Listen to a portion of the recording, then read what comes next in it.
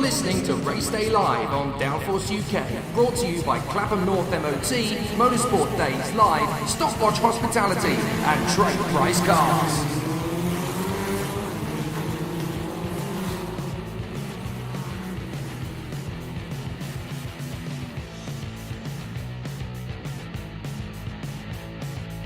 The wait is over, ladies and gentlemen. We are here at PF International at the Trent Valley Kart Club for the first round of the 2018 MSA British Karting Championships, and of course here for the Tuto Money Super 1 British Karting Championships as well. It's a glorious day. A little bit of cloud in the air to keep things a little bit humid, but it should be hopefully rain-free over the course of the day, and that will give us 23 action-packed, thrill-seeking races, and we're going to see plenty of action over the course of the day. I'm Jake Sanson. Beside me is Chris McCarthy. It's going to be a magnificent weekend here for the first round of the 2018 Super 1 Series with the 9 different classes. X30 at mini, junior and senior level, cadet for Hondas and Iamis, and then Rotax Max for the Minimax, junior and senior categories, as well as Rotax 177. 9 classes all the way through the weekend, and we start with Heat 1 AVB group, and that is for Junior X30, and it's Joseph Taylor who starts from pole position with Tom Edgar in second, Lewis Gilbert in third, and Alessandro Sananetti, the reigning English champion, in fourth position. Tom Edgar for Fusion Motorsport, no relation to Johnny Edgar incidentally, it's just a namesake, but Joseph Taylor leads us out with Taylor and Edgar at the front. Gilbert and Sananetti are third and fourth. From Axel Laflame, Lewis Thompson, Caden McQueen, Shane White, Dragon Pinsent, Reggie Dewey, Sam Heading, Luke Whitehead, Louis Short, Tyler Reid, Alicia Barrett, Rufus Hunt, Tom Mills, Ali Akabi, the Jordanian, and then we have Max Meir, Teddy Pritchard Williams, Douglas Bolger, Sam Hawthorne, Matthew Hudson, Adam Malalou of Barbados, Eduardo Cosseteng, William Ellswood, and Aaron Walker. A very busy grid for this first heat, Chris, and straight off the back, Joe Taylor, straight up to the front. Yep, Joseph Taylor doing a very good job to get pole position on that Fullerton chassis. As you said, Tom Edgar, perhaps one of the most standout performances, I think, from Tom Edgar there. Young driver on the front row. Lewis Gilbert, of course, won the first round of the X30 Euro Series. He's on row 2 with Alessandro Serenetti. Always goes very well round here. Axel Laflamme could have so easily been starting third for his heats, but just a little bit of a delay going into the first sector on his last lap just cost him a bit of time. Lewis Thompson was quick here last weekend. Caden McQueen and Shane White's row 4, as you said. Then we've got the number 4 and the number 3, Dragon Pinzett and Reggie Dewey. Luke Whitehead was not happy with his qualifying performances. Watch him from the outside of row 6 to his inside, Sam Heading. Here we go. Taylor, Edgar, Gilbert, Serenetti, Laflame, Thompson, and we're away. Cracking start into the first corner. Was that a race restart? Yeah, yes. False start. I did wonder if that was going to be a false start, and indeed it was.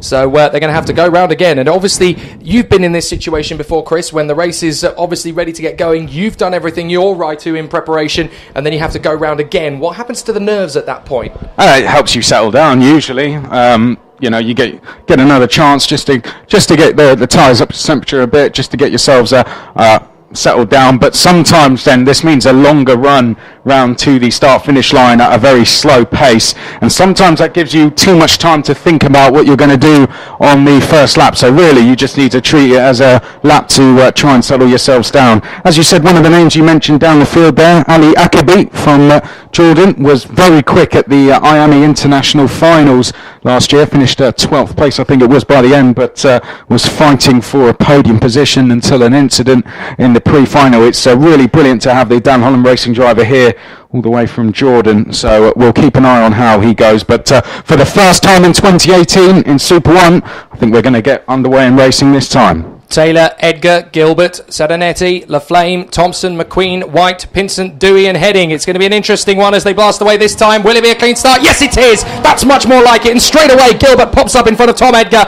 as they charge through the chicane for the first time under the Litchfield Bridge and sweeping through the left-hander. Joe Taylor in front from Gilbert. Yep, it looks like Laflamme's gone straight into third place as well. Fourth place is Caden McQueen, so the inside row's getting a very good start there as they come off the Litchfield Bridge for the first time. Tom Edgar is in fifth 5th place. Then it's 6th place, I think it is Dragon Pinsit. 7th place, I think Reggie Dewey trying to go round the outside of one of the Thule Motorsport drivers. The lead, Axel Laflame has come round the outside of the hairpin and gone straight into the lead. So Axel Laflame takes over the command of the positions there, with Joseph Taylor slotting into second position as they weave their way through the left, through the right. A magnificent start to this race from Axel Laflame from P5 on the grid has come up to the lead for Pierce Sexton Racing.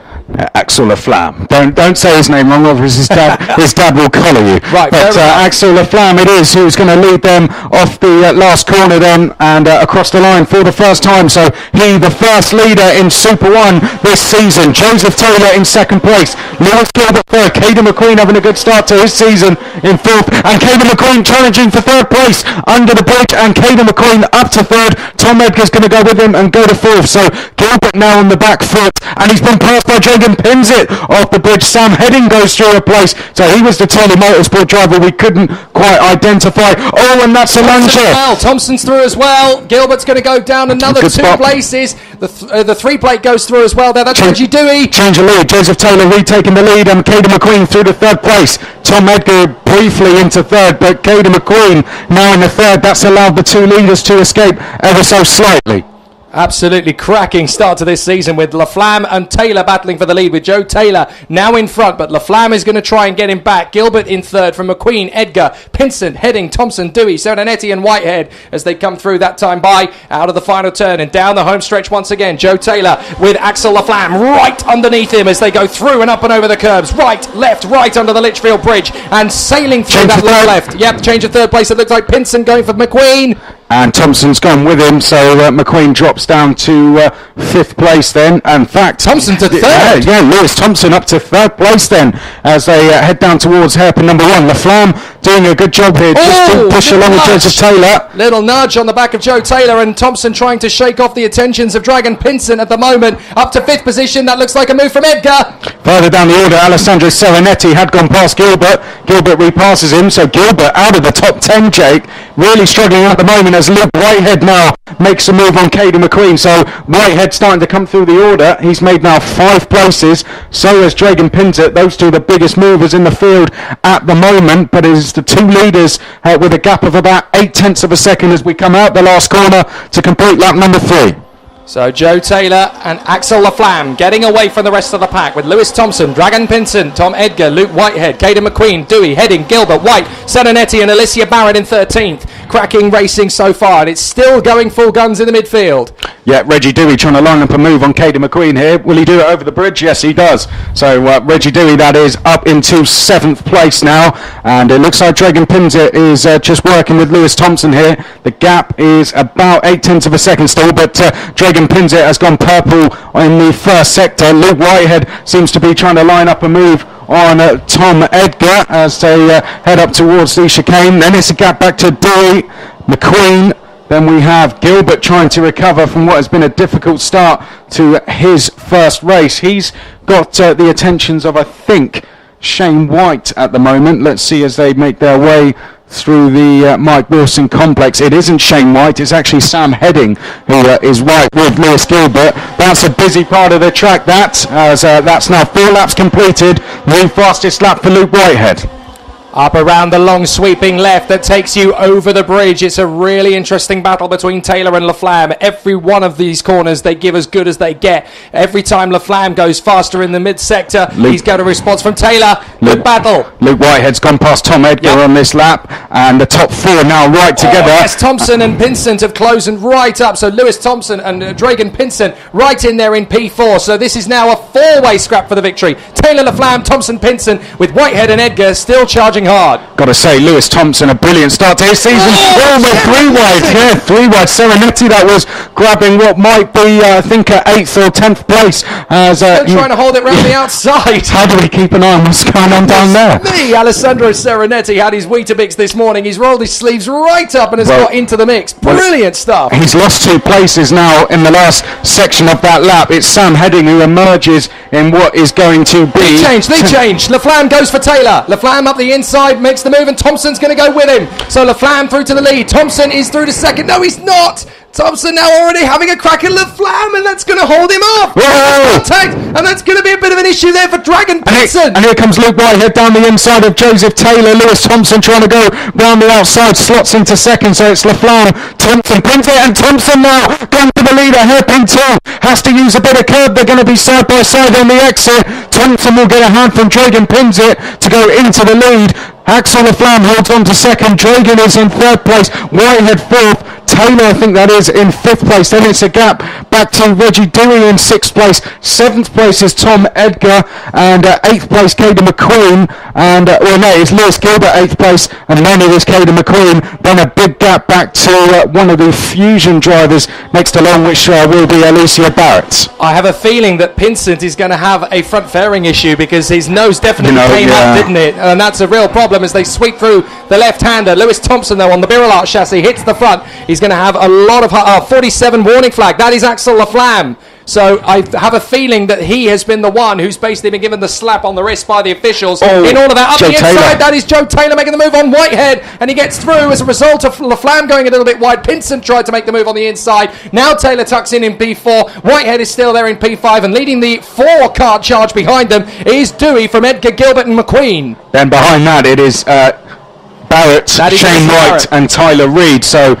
got Tyler Reid confused with Sam Headings. Sam Headings actually had a difficult few laps and has dropped all the way down to 19th place. Warning flag for Lewis Thompson, the race leader. That's interesting. So both Thompson and LaFlamme have been given warnings by the officials. Come on, guys. Your elbows are out. There was a bit of, I'd say perhaps a tiny bit of contact into Hairpin 2 when he took the lead. But overall, I don't think it was anything that deserved the penalty. And there goes a change for second place. That's Dragon Pinset going into second place ahead of Axel LaFlamme. Taylor still fourth.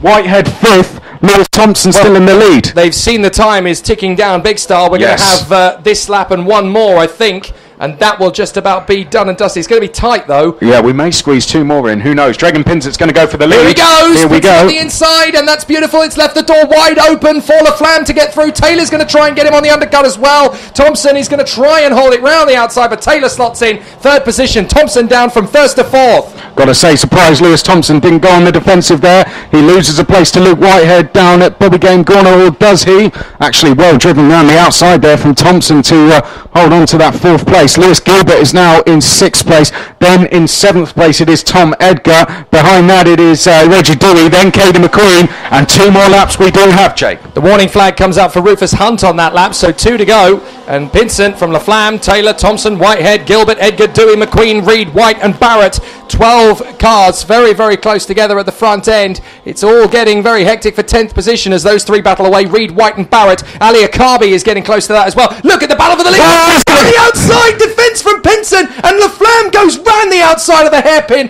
catches him out there nicely. Thompson is now going to try and squeeze a gap on the inside of Pinsent to get through, and Taylor's going to swamp them both. Yeah, good move that from LaFlamme, goes round the outside, but Thompson once again going very tight into that second hairpin, makes a move, but doesn't really go too far forward as a result. Luke Whitehead was trying to go up the inside of Dragon Pinset. Yeah, Lewis Gilbert is still just behind Luke Whitehead. Then it is behind that Edgar. Then we have Dewey, and behind that Caden McQueen. And last lap board it is that goes out, and LaFlamme comfortable in the lead. LaFlamme comfortable in the first position. Taylor second is all clear. Third position is anybody's guess. Right. Oh, and was some moves being made. Pinsent on Thompson? No, it was Whitehead and Pinsent are side by side going up towards the Litchfield Bridge. So I assume that was Whitehead challenging Pinsent. Pinsent's got a good run on Thompson though. Thompson looks behind him. That's an open invitation for Pinsent. Pinsent's going to try and Reggie Dewey to the outside. Reggie Dewey's going to pick up at least 2 places. Round the outside he gets from the 52, passes the 52 of Edgar, passes McQueen. Now he's going to make another move to try and block to cover them off because he unsuccessfully got past Gilbert. Thompson defending Big Star from Pinsent into the left-hander as they sweep round. Joe Taylor is desperately trying to catch up with Axel LaFlamme, but LaFlamme is going to have this one in the bag. Surely, I'm not sure Taylor can make up that much ground. Change for third place. Luke Whitehead going up the inside there of Dragon Pinset through the Mike Wilson complex. So Luke Whitehead up to fourth. out the last corner. Could be a drag race to the line. And the Flam's just done it from Taylor. Beautifully done. Third place for Thompson in front of Whitehead and Pinson. Good move there from Luke Whitehead on the last lap. Almost got the top three.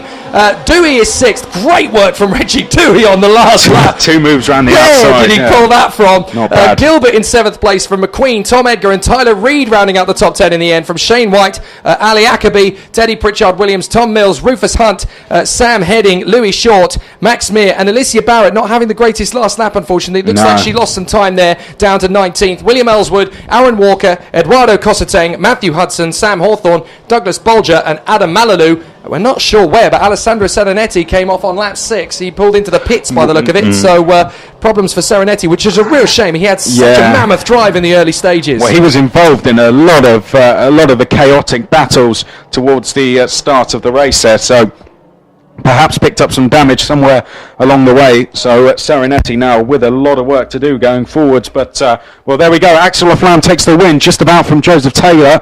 Thompson, I think, will be satisfied with that 3rd place. Luke Whitehead made the most places of anyone with 4th place, gained 8 places. Then it was Pinter and Dewey who probably two of the drivers who did some of the most overtaking during that race. Reggie Dewey 6th, Lewis Gilbert 7th, Caden McQueen 8th, Tom Edgar 9th, Tyler Reid moved forward 4 to finish 10th, Shane White 11th, Ali Ackerby up 6 to 12th, Teddy Pritchard-Williams, one of the biggest movers in that race as well, up 7 to finish 13th. Tom Mills, Rufus Hunt, Sam Heading, Louis Short, Max Mear, Alicia Barrett, and then we had Ellswood after that. First race of 23 done for today. Well, that was a hard one to keep up with. Lewis Thompson, there we go. Lewis Thompson, fastest lap of the race in that one as well, the 79, and fastest of all in the first sector. But there were 3 separate drivers in the 3 separate sectors who were fastest of all. So exactly as we come to expect, it's very close and very, very hard work for the drivers to separate each other.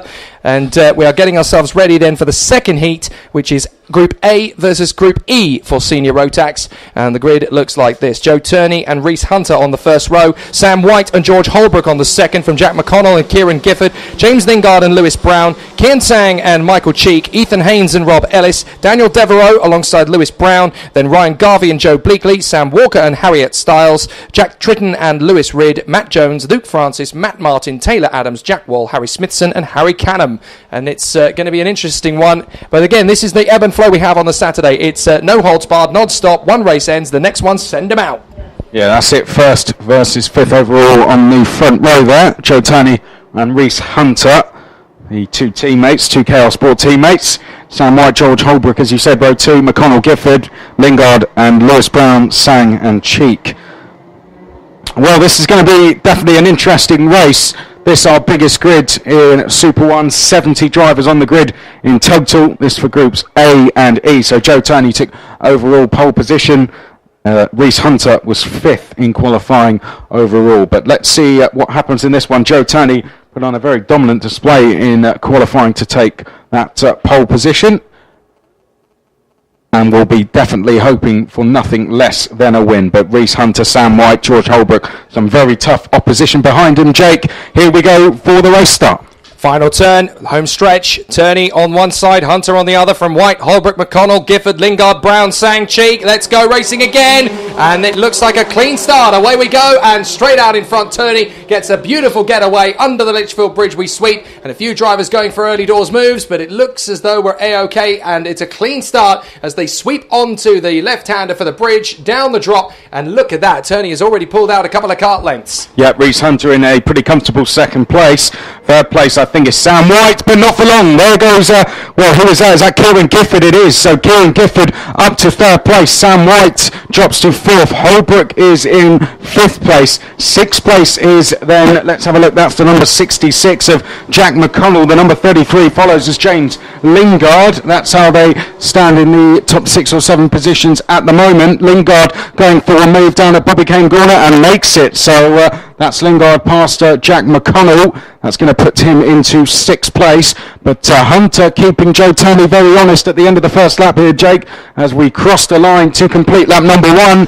I imagine, though, his tactics may be to push along with his teammate. Yeah, these two are just going to break clear. If I know them very well, the Chaos Sport team, they know how to work together in unison. They're going to stretch out the gap if they can and pull out a good sort of 6-7 seconds on the rest of the field if they can. Then the penultimate lap, right, no holds barred, go for it. Yeah, every man for himself. But Kieran Gifford's got a tough task on his hands here if he's going to try and close down these two.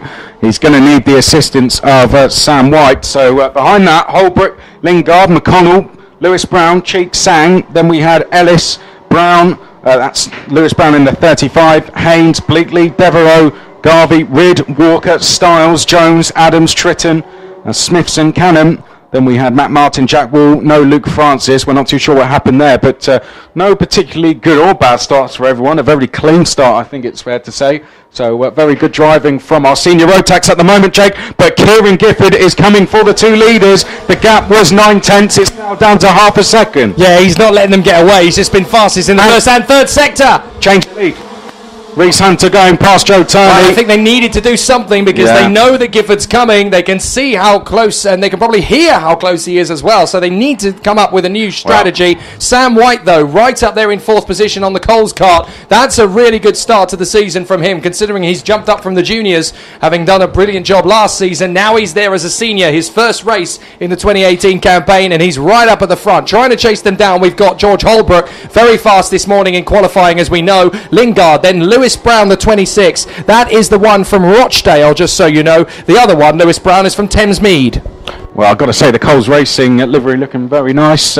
Change for this season. And Sam White sporting that, of course, in this one, as he has chased down the leaders as well. So it's 4 for the lead. Gifford getting ready to make his first move, which will be on Joe Turney. Sam White, I imagine, getting ready to follow in, but Joe Turney returns the favour on Reese Hunter, where he lost the lead 1 lap ago, retakes it, and Kieran Gifford goes to 2nd, Sam White to 3rd, Reese Hunter to the back of the queue. Well, that's how quickly it can change, but if you're George Holbrook, you're wanting to chase them down as well. He's going to start to eat away at that. Back to the lead, up into the inside goes Kieran Gifford. Gifford takes the lead. Beautiful stuff there as Joe Turney is going to get him straight back. There's a lot of room to manoeuvre, and there's a tussle between. Up they go, that's Gifford going round. Gifford tangles with Turney as they scrap for position and spins off onto the grass. Kieran Gifford's day just got a whole lot longer. Well, Kieran Gifford was to the outside, had 2 drivers to the inside, and just as he tried to rejoin the circuit, seemed to... his helmet there as he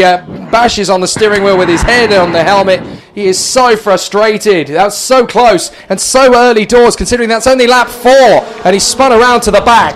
Well, just for those of you tuning in on our live coverage, Gifford was to the outside, and as he pulled across the circuit, Jake, just seemed his rear tyres just seemed to clip with Joe Turney's front tyres, and that was enough to spin him around. I mean, I don't think there was anyone particularly at fault there. Nothing malicious there at all. It was just pure racing. It's down the inside. Turney takes his teammate Reese Hunter, trying to open the door. George Holbrook gets there as well, and George Holbrook takes Hunter. Well, George Holbrook's going for the lead.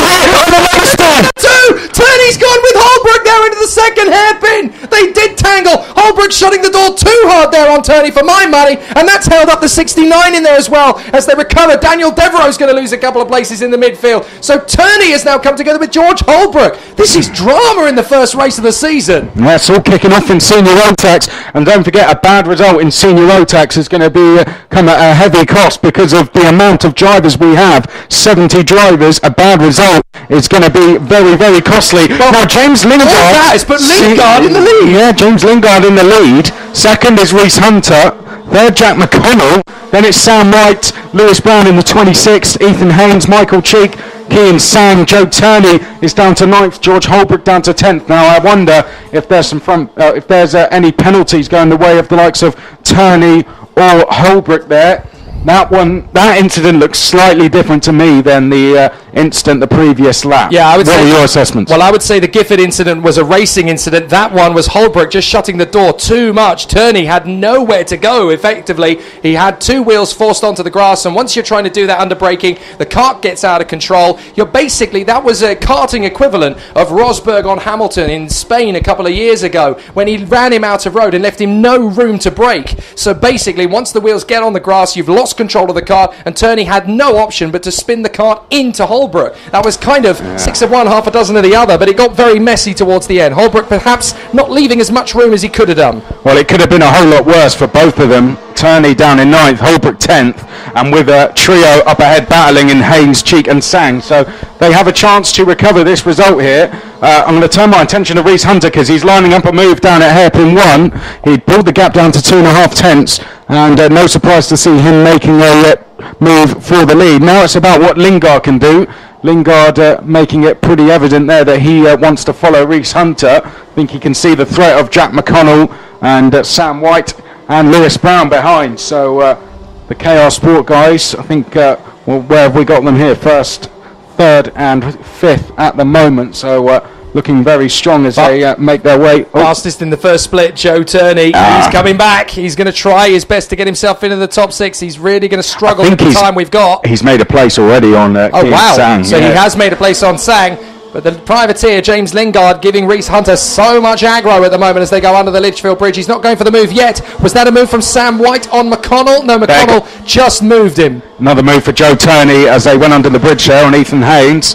So now he is up to P7. And watching down at the first hairpin, here will come the next move on Michael Cheek. Surely didn't get the best of runs, but he will go for a lunge, I imagine. There he goes. Joe Turney now up into 6th place. Now the big question is, did that incident with him and George Holbrook give him a problem with the front fairing? Because that was a little bit of contact on the rear wheel of Holbrook's kart, and that could dislodge it. So wherever he finishes, if he's got a front fairing penalty to deal with, then that's really going to hamper his weekend. Yeah. I mean, will it just be a penalty for either of them in general, let alone that? We'll potentially have a look. But the last lap board is being prepared. We're not going to use it this time around. So 2 laps to go as we exit the last corner.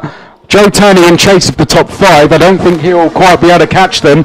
It's going to be any one of these 5 who could take the win. Watch Lingard. He knows there's 2 to go because he only saw 2 seconds. Got to move for the second place. McConnell coming through. McConnell started up the inside of Lingard and he's got the place. And Sam White. White is there as well. Sam White going side by side with Lingard as they went on the bridge. Now down towards hairpin number 1. Well, if they keep scrapping, then Joe Turney is up to 6. Late lunge there from Sam White. Takes that. A sweet move from White, to be fair. 5th position there is Lewis Brown in the KR Sport machine as well. So 3 of the KR Sports in there in the top 5. Bit of a mistake there from the 84, moving to cover Lingard. You've got to be careful, boys, because Lewis Brown could get you both. Yeah, so Lingard it is then up to 3rd place over defensive driving from Sam White. Yeah, very much so. Moving across. Well, now it looks as if James Lingard's actually dropped to 5th. He's lost a place there to Lewis Brown, so Brown is up to 4th. As for the 2 leaders, with the last lap board going out, I think Reese Hunter,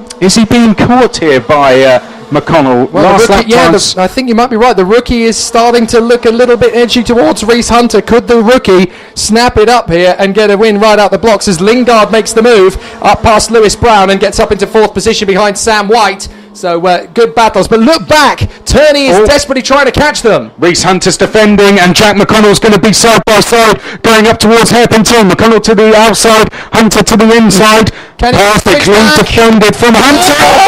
Oh, that's no team orders racing there, is it? And look, a bit of a battle between these 2 again. Brown might get his chance around the outside. Lingard dives back to move to cover, and Joe Turney's in there now. Yeah, there was contact on Sam White as well, tipped him sideways, and Joe Turney trying to pick up a 5th place here on Lewis Brown as they make their way through the complex for the last time at the last corner.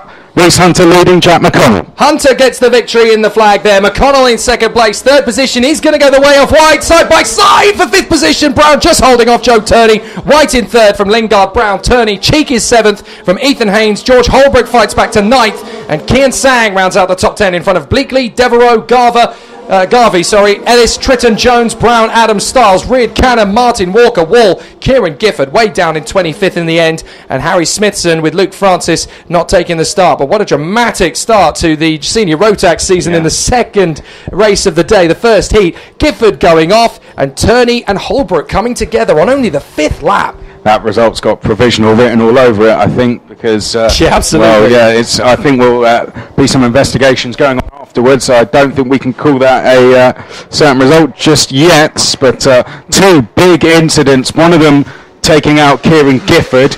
Gifford eventually recovering to only 25th place, so I think was a long way behind the rest of the pack when he eventually got going. Then we had, of course, the incident between Turney and Holbrook. Turney eventually finishing 6th with Holbrook in 9th place. So you can remember all that? I can't. There's so much that happened in that one. That was only meant to be the first heat of the class. That's not a final. There was enough action in that to make the championship showdown. So, we'll have to wait and see what happens in that one. But Reese Hunter stayed out of trouble. Likewise, Jack McConnell. They were 1 and 2. Sam White just about able to hold on to 3rd from James Lingard, Lewis Brown and Joe Turney. Well, next we have Senior Rotax Heat 2, which is Groups B versus C, and it's going to be Charlie Turner on pole position on the inside with Miles Apps alongside him on the front row of the grid, and that's going to be an interesting, spicy run. Tommy Foster, William Newnham on the second row with him, Jason Lockwood and Spencer Barrow on the third from Morgan Rosen, James Johnson, and rounding out the top 10 we have Jensen Butterfield and Luke Wooder. Those 10 read like the who's who of this class. Then we have Tom Edmonds and Sam Baker on the sixth row from Luscombe and Darcy, Pendlebury and Kirkwood, Ross and Whitbread, then Donkin, Geeney, Coyne, Coughlin, Hepworth, Nill, Freestone, Crankshaw, Edwards and Alexander Baker in the 14th row of the grid, rounding out the 28 for this heat. But just take a look at that top 10 again. Well, the top 11 again. Look at it. You've got Turner, Apps, Foster, Newnham, Lockwood, Barrow, Rose, Johnson, Butterfield, Wooder, Edmonds. Any one of those 11 could win this heat and win this final today. Yeah, Charlie Turner, 5th last year. Apps, good to see him doing Super 1. In this class. Tommy Foster, unbeaten since he jumped from juniors to seniors. Very true. Of course, that's in various races around the UK. English champion during that time as well. William Newnham, I'd say, arguably the surprise package so far from my point of view. He may disagree, but I think a pleasant surprise to see him. Plenty of evidence to back that one up. Privateer's done very well to get on the second row of this heat. Jason Lockwood and Spencer Barrow, row 3. Lockwood we know from last season. Barrow returning to the championship. Morgan Rose, 7th last year. James Johnson, British Open champion, row 4. Jensen Butterfield, former Minimax champion. Luke Wooder, a former front-runner in both the Minimax and Junior Max classes as well. Good to see him back in Super 1. Tom Edmonds ran well in the Junior Max class last year. Sam Baker does most of his racing abroad in the B&L karting series, so good to see Sam Baker doing Super 1. Plenty of other names down that list there, Jake. It's a very, very competitive grid. There goes the green flag, so the drivers now come onto the circuit in front of us. They've just witnessed what was a very dramatic first heat.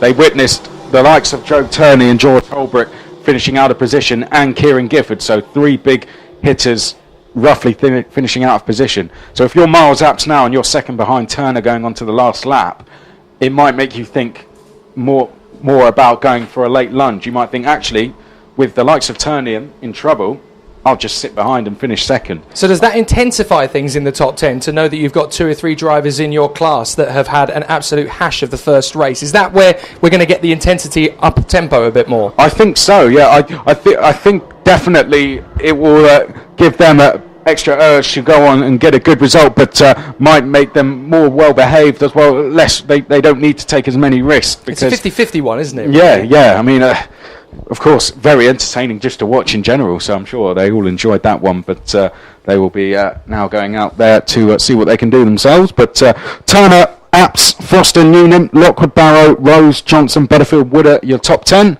Jake, over to you for the start. So Turner coming out of those final two corners, the left and the right, to bring us onto the home stretch. A clean start is what we want. It looks to me as though we're going to get it because it's a very nicely formed up start. I don't think we're going to have any hesitations in the lights going out. No, indeed, away we go. Cracking getaway. The E-plate surges straight up into second position by turn one. Cracking start. Foster, and we got it off through the first chicane. Yeah, someone going off through the first chicane there. Didn't quite pick up who that was. There was no carnage as a result, so they rejoined pretty quickly, but definitely a few places will have been lost in that one as they come off the Litchfield Bridge, down the short stretch towards turn 6. It's going to continue to spice up from here, but Turner in front of Foster. That's their headline at the moment as the E-plate is coming to second position, looking to continue that unbeaten run. The 14 there, Miles Apps in third position, and in fourth place, that is Lockwood, having got past Newnham at the getaway. In fact, Newnham has lost a couple of places now. Newnham in fifth, and he's got Johnson is that all over the back of him, and then it is Spencer Barrow next along. Behind Barrow there's a gap back to Jensen Butterfield, I think that is.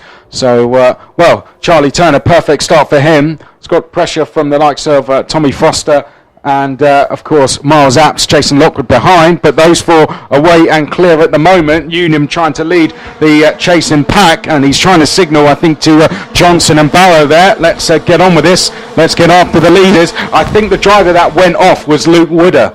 He was the one that went off across the grass. He sat in behind Jensen Butterfield in ninth, so it didn't do much harm, and there goes a move. That was Jensen Butterfield. Yes, it is. Repassing Luke Wooder. For the lead, here goes Foster. Foster's going to make the move on the inside of Turner into the first hairpin. Contact! Well, Spencer Barrow losing control, trying to go past William Newnham and went clattering into the side. And Jensen Butterfield's now off. That's a disaster.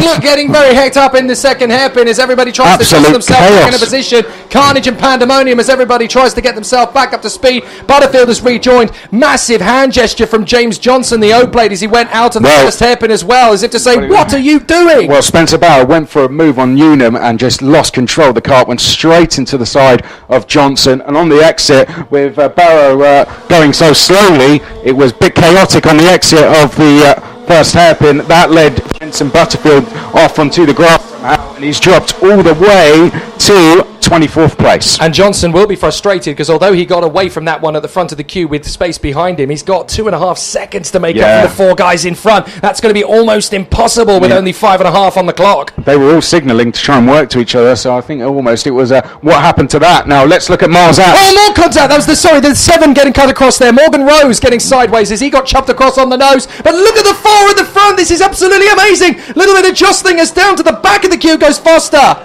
Yeah, Lockwood's gone up to second place. Turner into the lead. It was Apps that we were going to be looking at there, and he did indeed go for a challenge for the lead. It didn't quite work. Well, Apps has slotted into second place, has he, to get back in there? Yes, so Apps is there in second position. Turner leading the way, so his teammate leading. Apps second, third, Foster fourth, Lockwood, and then Johnson will be liking what he is seeing in fifth place. Well, Foster's there in third place in front of Lockwood, so Apps remains in second. Turner got his way through into the lead. Is that still the same order? For the moment it is, as the first 4 come through. This is helping James Johnson, though, because the gap has sliced in half nearly, because the gap is now 2.6 and it was 3.2. Watch Tommy Foster. He's all over the back of Miles Apps here, but he's going to just push Miles Apps along. With him. And I think we're going to see a change of lead here. Look at Miles Apps. Look how close he is to Turner. There he goes. Right, you saw that one a mile away. And Turner back up the inside as well. And that's going to be moved to cover by the 5. Turner's going to try and shut that door. Beautifully done as he hangs on to second place. Lockwood is desperately trying to get in there, but he hasn't got the space or the gusto off the second hairpin to make the move stick. But as they go through the bottom end, the Mike Wilson complex, this is going to be beautiful if you're Miles Apps as he continues on in front of Charlie Turner, Tommy Foster and Jason Lockwood. James Johnson throwing everything he can at it to get the gap down. It was down to 2.6. They've been battling as Turner follows and pushes the 5 of Charlie Turner to the lead. So Turner and Foster both zip past Apps. And look at Johnson now. The gap is only 2 seconds. He's absolutely monstering it. It was 2.6 last time around, so 6/10 he's made, and Miles Apps there going into second over the bridge, but Foster's going to fight back down at hairpin 1 as he had a look to the inside. Apps encouraged him to back off of the move. Lockwood has sat in 4th for most of the race here. Turner leading for now.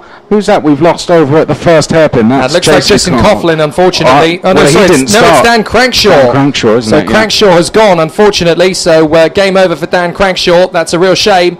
But interestingly, the man I think to watch in this battle now is going to be James Johnson, because he is just chipping away big time at the gap. He's a good 0.3 of a second faster than most of the guys in front of him per sector right now. And he won't be in any mood to wait around. Well, no, he's already been quite frustrated. He feels like he should have been part of this lead battle anyway, so getting himself back there will not take him too long. He is one of the fastest guys out there at the moment, James Johnson. Luke Woodard making a move on Spencer Barrow there. Beautifully done as well. Pull it off. Yes, so beautifully that's a change done. for sixth. Now, as these four continue to battle at the front, Turner, Apps, Foster and Lockwood, they're just going to continue to jostle for position. They need to start getting away, because Johnson is the danger man here in fifth position, because he can watch this situation, read it, and from a long way back, he can start to make decisive moves. And before these four even know he's on them, he could make up 2 or 3 places in one move. Yeah, this is fantastic racing from the top four. Nothing to choose between them every single sector, but Johnson really needs more of a battle here to help him close in. Had a bit of a quicker rate. There is just over 2 minutes to go plus 1 lap, so we've still got the time to do this. Where's the next move going to come from? That's the question. Tommy Foster looks like he is the next one, I think, to make a move on Miles Apps here. He's going to try and get closer to Turner. What about going under the bridge into the left-hander? Will we see anything happen there? No. He thought about it though, didn't he? I think everyone took a slightly defensive line there just to cover it off, but hairpin 1, it should all kick off. So off the bridge we go. Let's see who gets the better run. None of them, actually. They all seem to be matching each other for pace off of the bridge there. They're working together a little bit here because they need to, because Johnson is still very close. He's only 2 seconds back. Apps got a good run. Here we go. There we go. So Apps up the inside of Turner. Got a good run out of hairpin 1. Lockwood's going to try for it. No, he's not going to move up into third position. I thought he might have the run, but unfortunately for him, Foster just moved to cover the exact inch across that he needed to block that move. Cracking racing and absolutely supreme battling from these four. I tell you what, it looks to me as if Apps has set himself up for the hairpins, because down the start-finish straight he's been needing a bit of a push from Foster, but out of the hairpins he's absolutely flying. And as you can see, look, struggling into turn 1. Just seems to me as if he's gone for the pace in the middle of the circuit. Foster up the inside, dives for turn up, and that's going to be a clean move. Lockwood almost able to get the move there as well, but he's just too far back at the wrong moment. I mean, is he going to be getting frustrated now in 4th place, because he's been sat there for perhaps far too long by his standards? And there we go. Here we go, third place. First move made for a number of laps, if not the first move. Watch out, Johnson's getting closer and he knows it. He watches these four battle away and says, great guys, you just shuffle around. I'm going to get on you before you know it. What's the gap now? It's what, 1.3? 1.3 between them now. So, between Lockwood and Johnson. I say Lockwood. It is now Tommy Foster, of course. Yeah. So Johnson is getting very fast indeed. There was a nice little move in the midfield there. I think that was Newnham on Rose, but I might not be right on that one. I think you're right there. So we'll watch them as they come out of the Mike Wilson complex back onto the home stretch, and there is going to be 2 to go. So they're going to have time. 4 seconds on the clock, plus 1 lap. Here we go. Foster's going to go for the lead here, surely. He's lined him up. He's got space. No, he decides to wait. Apps defending.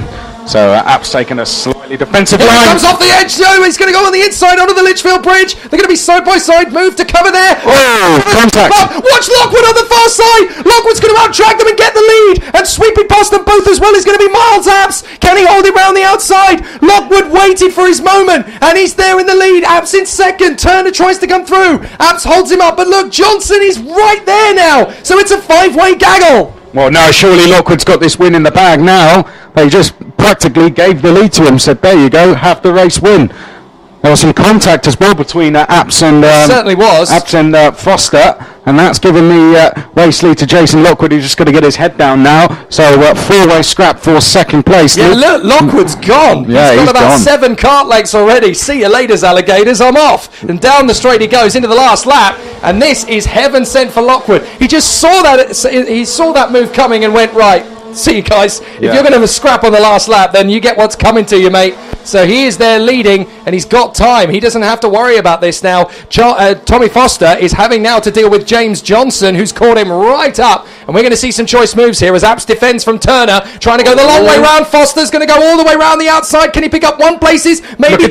Johnson's going to get past the boat. Turner tried to make it round the outside, didn't have any space. Apps blocks the cover. Johnson goes second. Inside goes Johnson. Johnson gets second. He is still fighting forward into the left and right. They're still battling behind them. And watch out, because Luke Wooder is now getting into the battle there in the 54. This is amazing. What did we say? Johnson's the man to watch. He's the danger man. And he crept himself up there beautifully in a second just by waiting and making his ultimate move. Out of the final turn, Jason Lockwood, though, has done the magic move and got into the victory. Brilliant. Johnson second. He'll be delighted with that. Third is Apps, Foster, Turner, Wooder, Barrow, Edmonds, Pendlebury, and rounding out the top 10 is Kirkwood from Morgan Rose, Luscombe, Newnham, Baker, Donkin, Whitbread, Darcy, Hepworth, Butterfield in 19th, Coyne, Edwards, Freestone, and what a race. What an absolutely cracking opener for that group.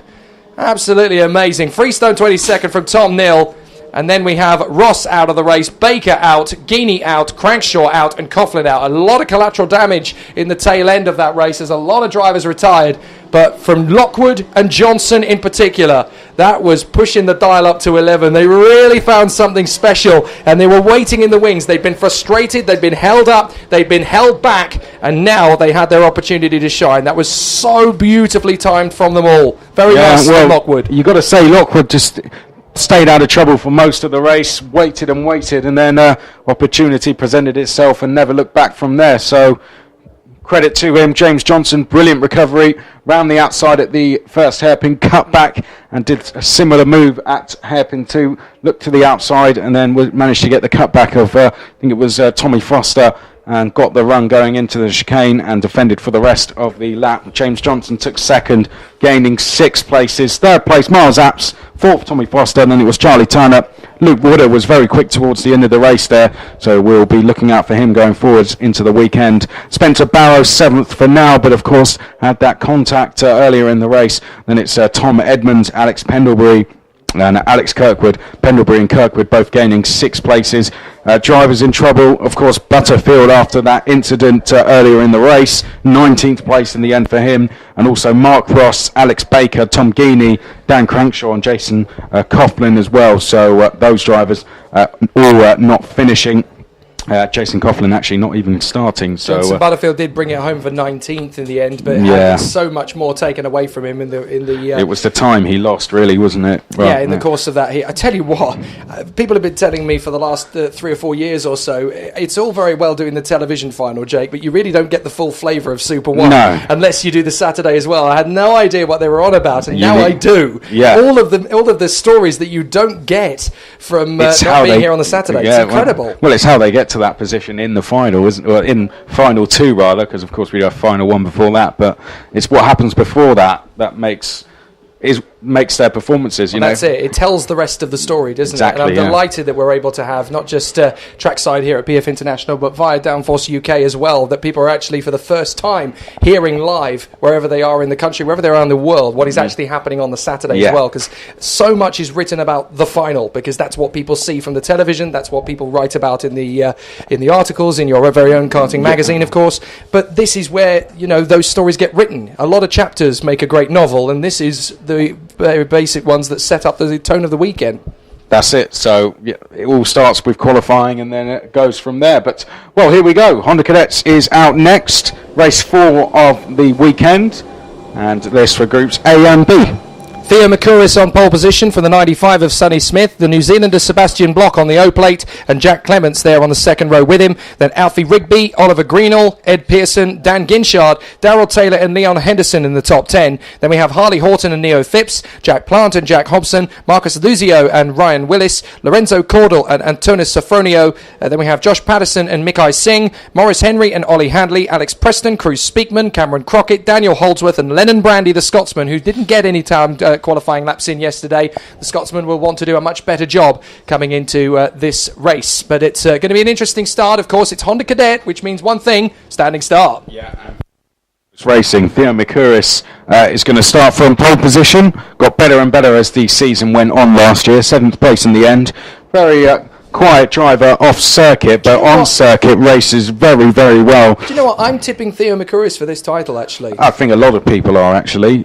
He's got what it takes to pull a great result together. There were some really stellar, outstanding performances from him last year. That will raise his confidence and give him a little bit more gusto going into this season. And there are drivers ahead of him in terms of their ranking and status in this class. Obviously, the O-Plate Open champion Sebastian Bloch. Yep. You could consider the 4-seed Oliver Greenall, and that's not to say he won't be challenging for the championship, because he certainly will. But I do think McCurris just seems to have a bit of a crest of a wave going for him at the moment. He has that speed and that tenacity, but a lot of people will be a little bit shocked as straight out the blocks Sonny Smith has come in and challenged him. He's been quick. He was quick last year, Sonny Smith. Sebastian Bloch, as you said, won that Open Championship at Rower just about 3 weeks ago, 2-3 weeks ago. Alfie Rigby joining the Oliver Rowland Motorsport team has given him a bit of a boost of recent, and he went out and won a couple of races recently since joining them. Greenall will want to go for the win, no doubt. Ginchard is always very quick and is the number 9 seed. Jack Clements splitting all of those. But here we go for the first time in Honda Cadets. Standing start, lights out, away we go. Cracking getaway from McCurris. Smith is going to draw alongside him. It's not the best of starts from row 2 backwards, but now they cluster together. Cracking moves in the early stages. No major catastrophes as they go through 1, 2, and then under the bridge to 3. Sweeping through the left-hander. All looks fine and dandy for the moment. A clean start. And as they battle away for positions, it's all looking okay over the bridge. Down the drop, the right-hander. But out in front, that is not Theo McCurris leading anymore. That's Sebastian Bloch leading the way, I believe, as they make their way down towards hairpin number 1. Sonny Smith's going to lose third place to Jack Clements. Clements up to third. Rigby is up to fourth place. Behind Sonny Smith, it is... Oh, and there goes a change for third. That is Alfie Rigby going into third place. It's Oliver Greenall then in sixth place. Then it is Dan Ginchard. Then it is the number 22 of Harley Horton. Ginchard making the move there, I think. It might have been Ginchard. I thought it was apologies. Alfie Rigby. No, it is Rigby. You're right. Yes. So that was Greenall on Rigby making the move there up into P5. So you're absolutely right. My apologies. But the O-Plate Sebastian Bloch, Open champion, leads the way. The New Zealander having an absolutely cracking start to his season as things currently progress. The man who's based in Chislehurst comes down the straight. Lots of pressure from Theo McCurris. Interestingly, though, Bloch does not appear to have transponded as he comes across the line.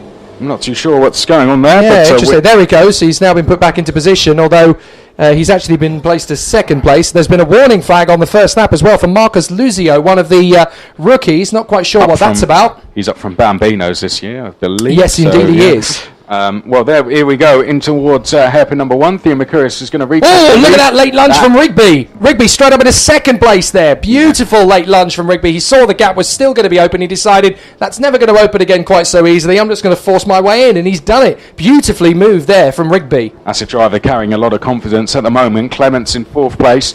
Then it's Greenall and Ginchard. Behind that is Darryl Taylor.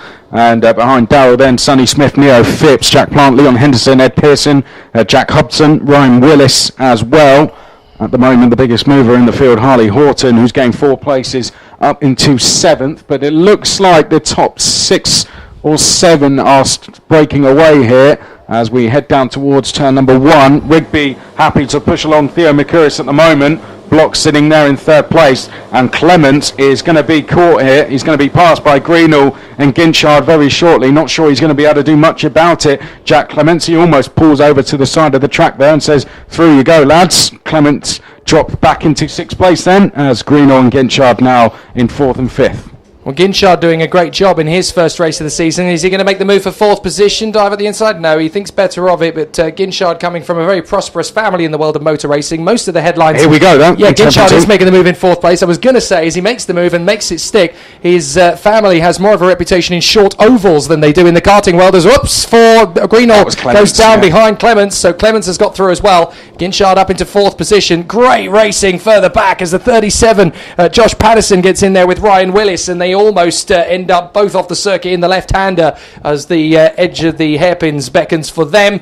But now they come out of the final chicane once more, and it is That is Theo McCurris still holding fast at the front of the field from Rigby and Block in 4th position. That looks to me like Clements has got onto the back of Dan Ginchard, yes, and he is challenging him for the 4th place. And Sonny Smith is going to go past Oliver Greenall for 6th place. Then it's Leon Henderson, Harley Horton and Neo Phipps rounding out the top 10. So Darrell Taylor seems to have dropped a couple of places on this lap as we go off the Litchfield Bridge now for the 4th time. Fastest lap belonging to Sebastian Block now. Takes a long look over his shoulder, heading down towards hairpin number 1, just trying to assess what's going on behind. It's definitely closing up now and turning into 3 for the lead and 5 in chase, because I think in 6th place there, Sonny Smith looks to just be leading Greenall, and then the 94 of Leon Henderson up to the back of both Clements and Greenall.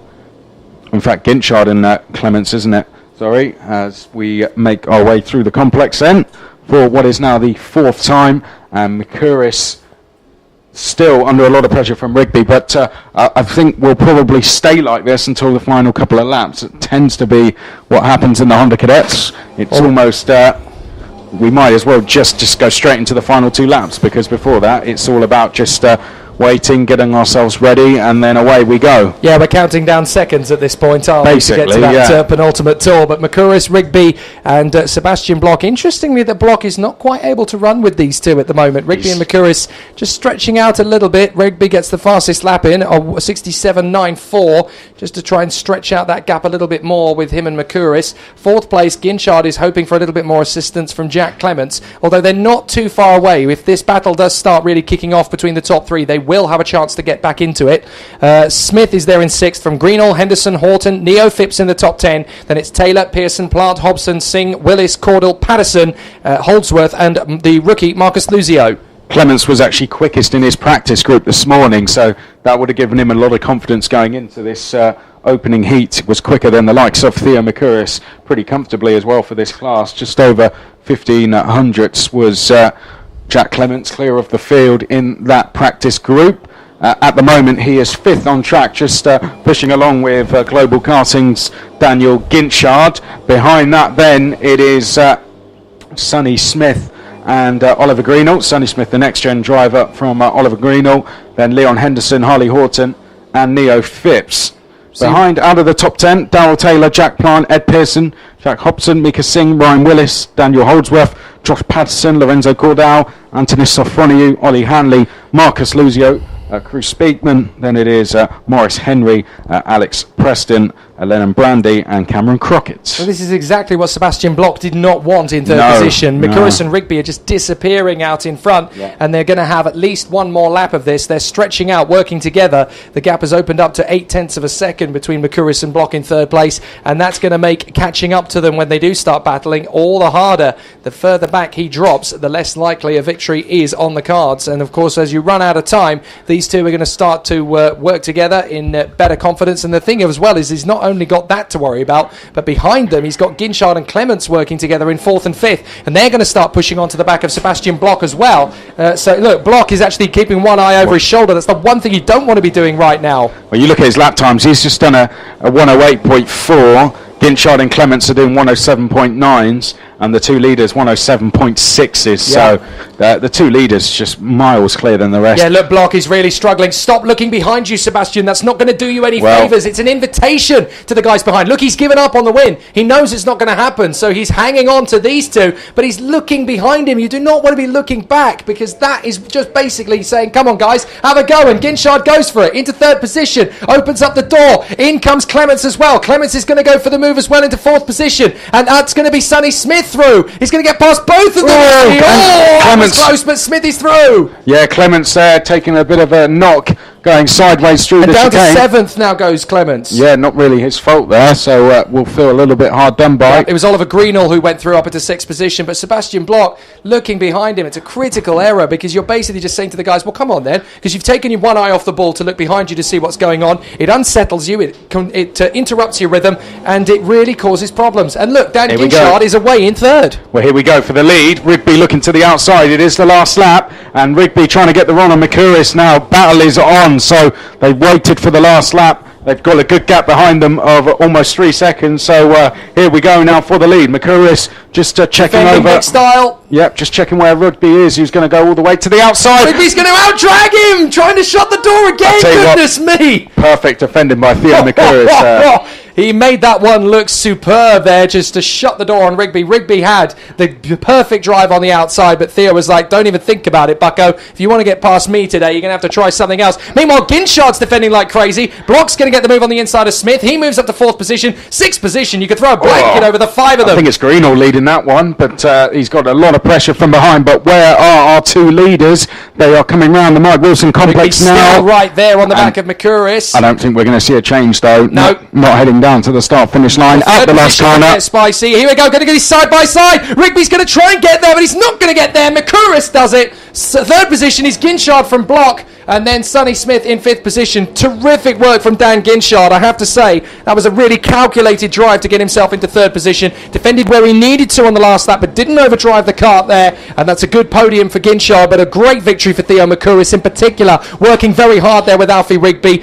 Rigby almost had him lined up on that outside line, but McCurris, he knows how to get this job done. He knows how to protect that inside line. It looked like he was doing nothing at all, but he protected the line exactly as he needed to. It was how the kart ebbed out of the hairpin that really gave him that victory. He saw that and read it beautifully. Didn't over-panic, didn't overcompensate, just got the job done. Great work from Theo McCurris. I think, it was experience racing at the front. He knew Rigby was going to go for the outside, so just dangled that bit of bait in front of him, said, go for the outside, mate. You going to try it? You going to try it? No, mate, it's not happening. And Theo McCurris come off the brakes then, and that was it. Alfie Rigby, no chance. But once you get through the chicane here, in this class, it becomes pretty difficult to overtake. So I think then McCurris knew he had it in the bag. Rigby, though, solid second result. Great way to get his weekend. And again, brilliant start. Great work from the Oliver Rowland Motorsport team. Let's not forget that last year was their first year, and they only had one driver, Arvid Lindblad, who ended up second in the championship. Amazing work, and now they've got a few more drivers off the back of that. So great stuff. Yeah, McCurris taking the victory from Rigby and Ginshard.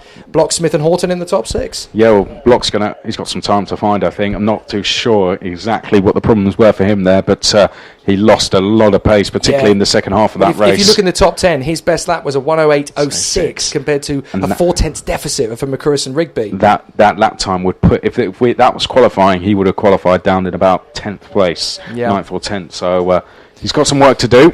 Sonny Smith, 5th. Harley Horton gained 5 there. 6th. Greenall, Clements, Henderson, and Phipps. Good driving from the likes of Singh, who gained 8 places. Holdsworth gaining 10. No non-finishers, so nice clean racing from Honda Cadets. Yeah, it's a really positive start for the Honda Cadets. They gave us some really great entertainment there, and obviously they've all started in a very positive aspect. It's great to see. With standing starts in the Honda Cadets, you never quite know how it's going to filter out. It was a really clean start as well. There was no jostling for position in terms of pushing each other off the track. There was nobody going offline. There was nobody going over the grass. They kept themselves very much to themselves. It was a nice, clean, perfect start. And when you're this young and this inexperienced, that's a really good sight that these drivers are getting very well educated about how to conduct themselves on the racetrack when it matters. Yeah, I fully agree with you there. Honda Cadets have always put on some good racing. We saw 2 races in senior OTAX which saw a lot of contact. Yeah, I think the Honda Cadets could teach them a few things. And then the Honda Cadets come out, and what clean racing at the front it was. Well, now we come to Rotax 177. 27 on the grid. We had qualifying earlier, Jake. The grid, a very interesting one. Yeah, yet another standing start, and again, a very strange grid order compared to what we were potentially expecting going into it. It's Oliver Smith on pole position for the first race, with Louis Large alongside him. Reigning champion Chris Thomas on the second row with Chris Wright.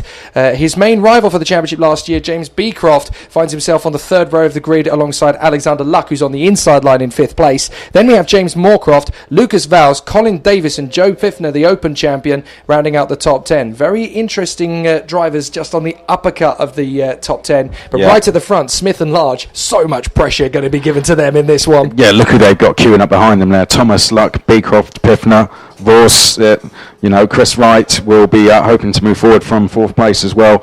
They are queuing up behind. They look behind them, and they've got 3 seeded drivers within the top 3 rows. So Oliver Smith and Louis Large, a lot of pressure on their shoulders And let's see how they handle themselves in the first race for 2018. Outside of the top 10, it's Daniel Martin, Adam Sadler, row 6, Jason Wilson and Gary Anderson are row 7, Chris Whaley and Jamie Zyra, row 8, Alex Rowley and Tony Dickinson, row 9, Darren Whaley and Marcus Basley, the number 5, are row 10. Then it's Ross Meakin and Paul Warriner.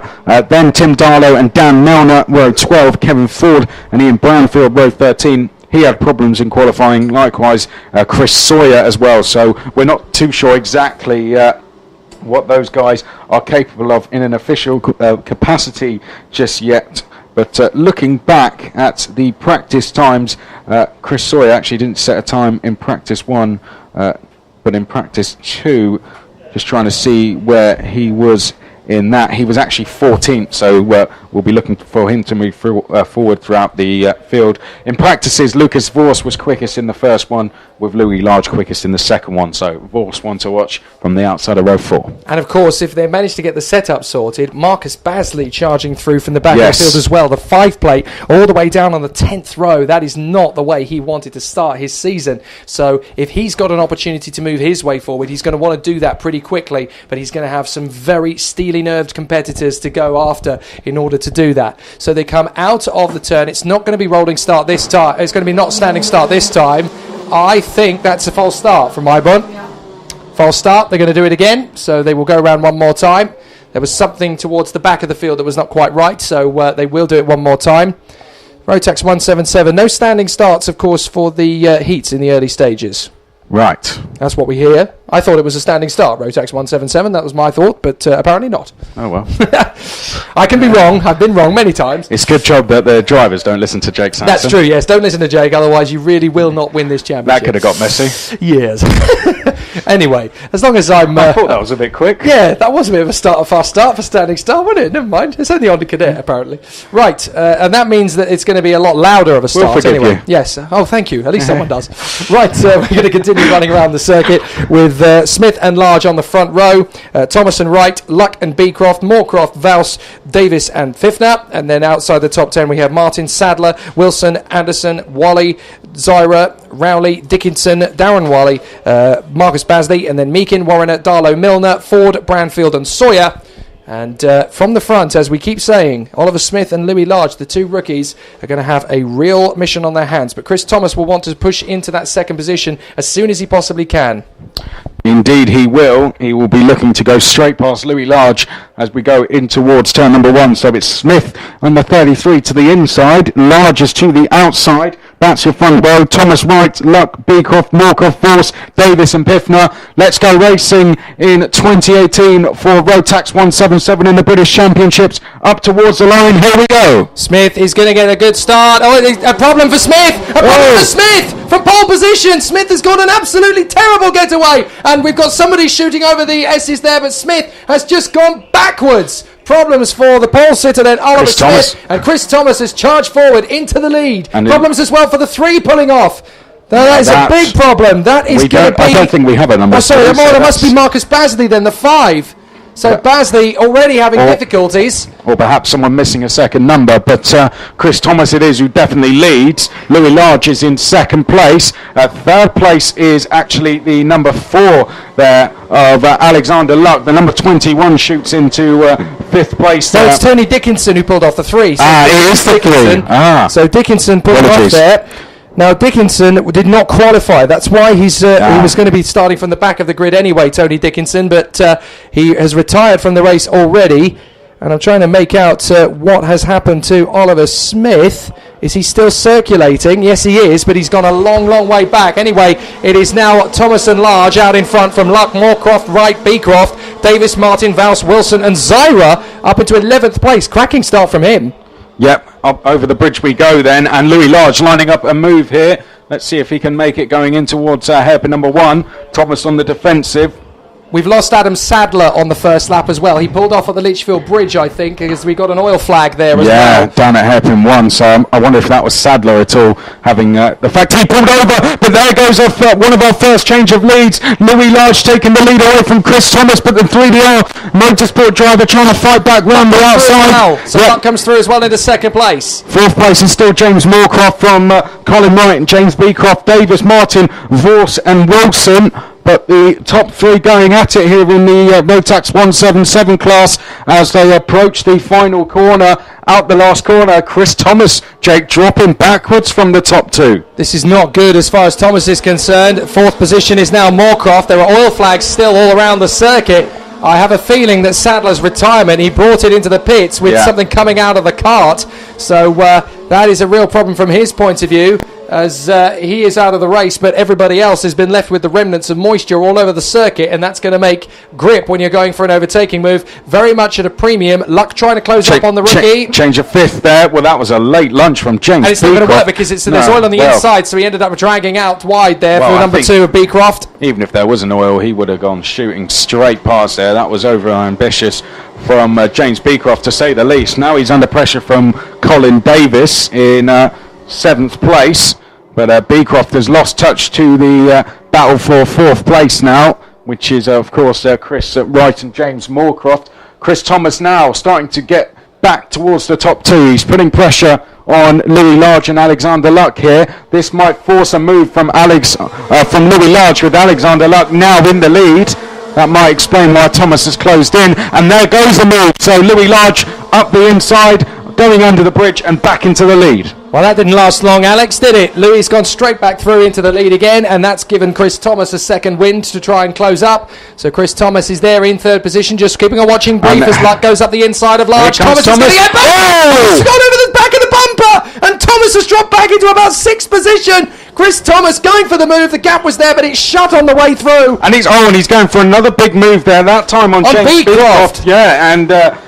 Oh, contact. That's the 12 and 71. 12 was shutting the door. That is Lucas Vorse. Yeah, Lucas Vorse cutting across on Colin Davis and shutting the door and blocking him, and he wasn't backing out of it. So, well, for my money, that was Lucas Vorse shutting the door too much on the 71 Davis, and Davis not backing out of it. So I have a feeling that the officials are going to want to have a word with both of them on that one. Yeah, across the line. Here comes Louis Large to go back into the lead once again. This time it's James Moorcroft now. He has to go past. Chris Wright is up to 3rd. Make that almost 2nd place. Alexander Luck is in 4th place.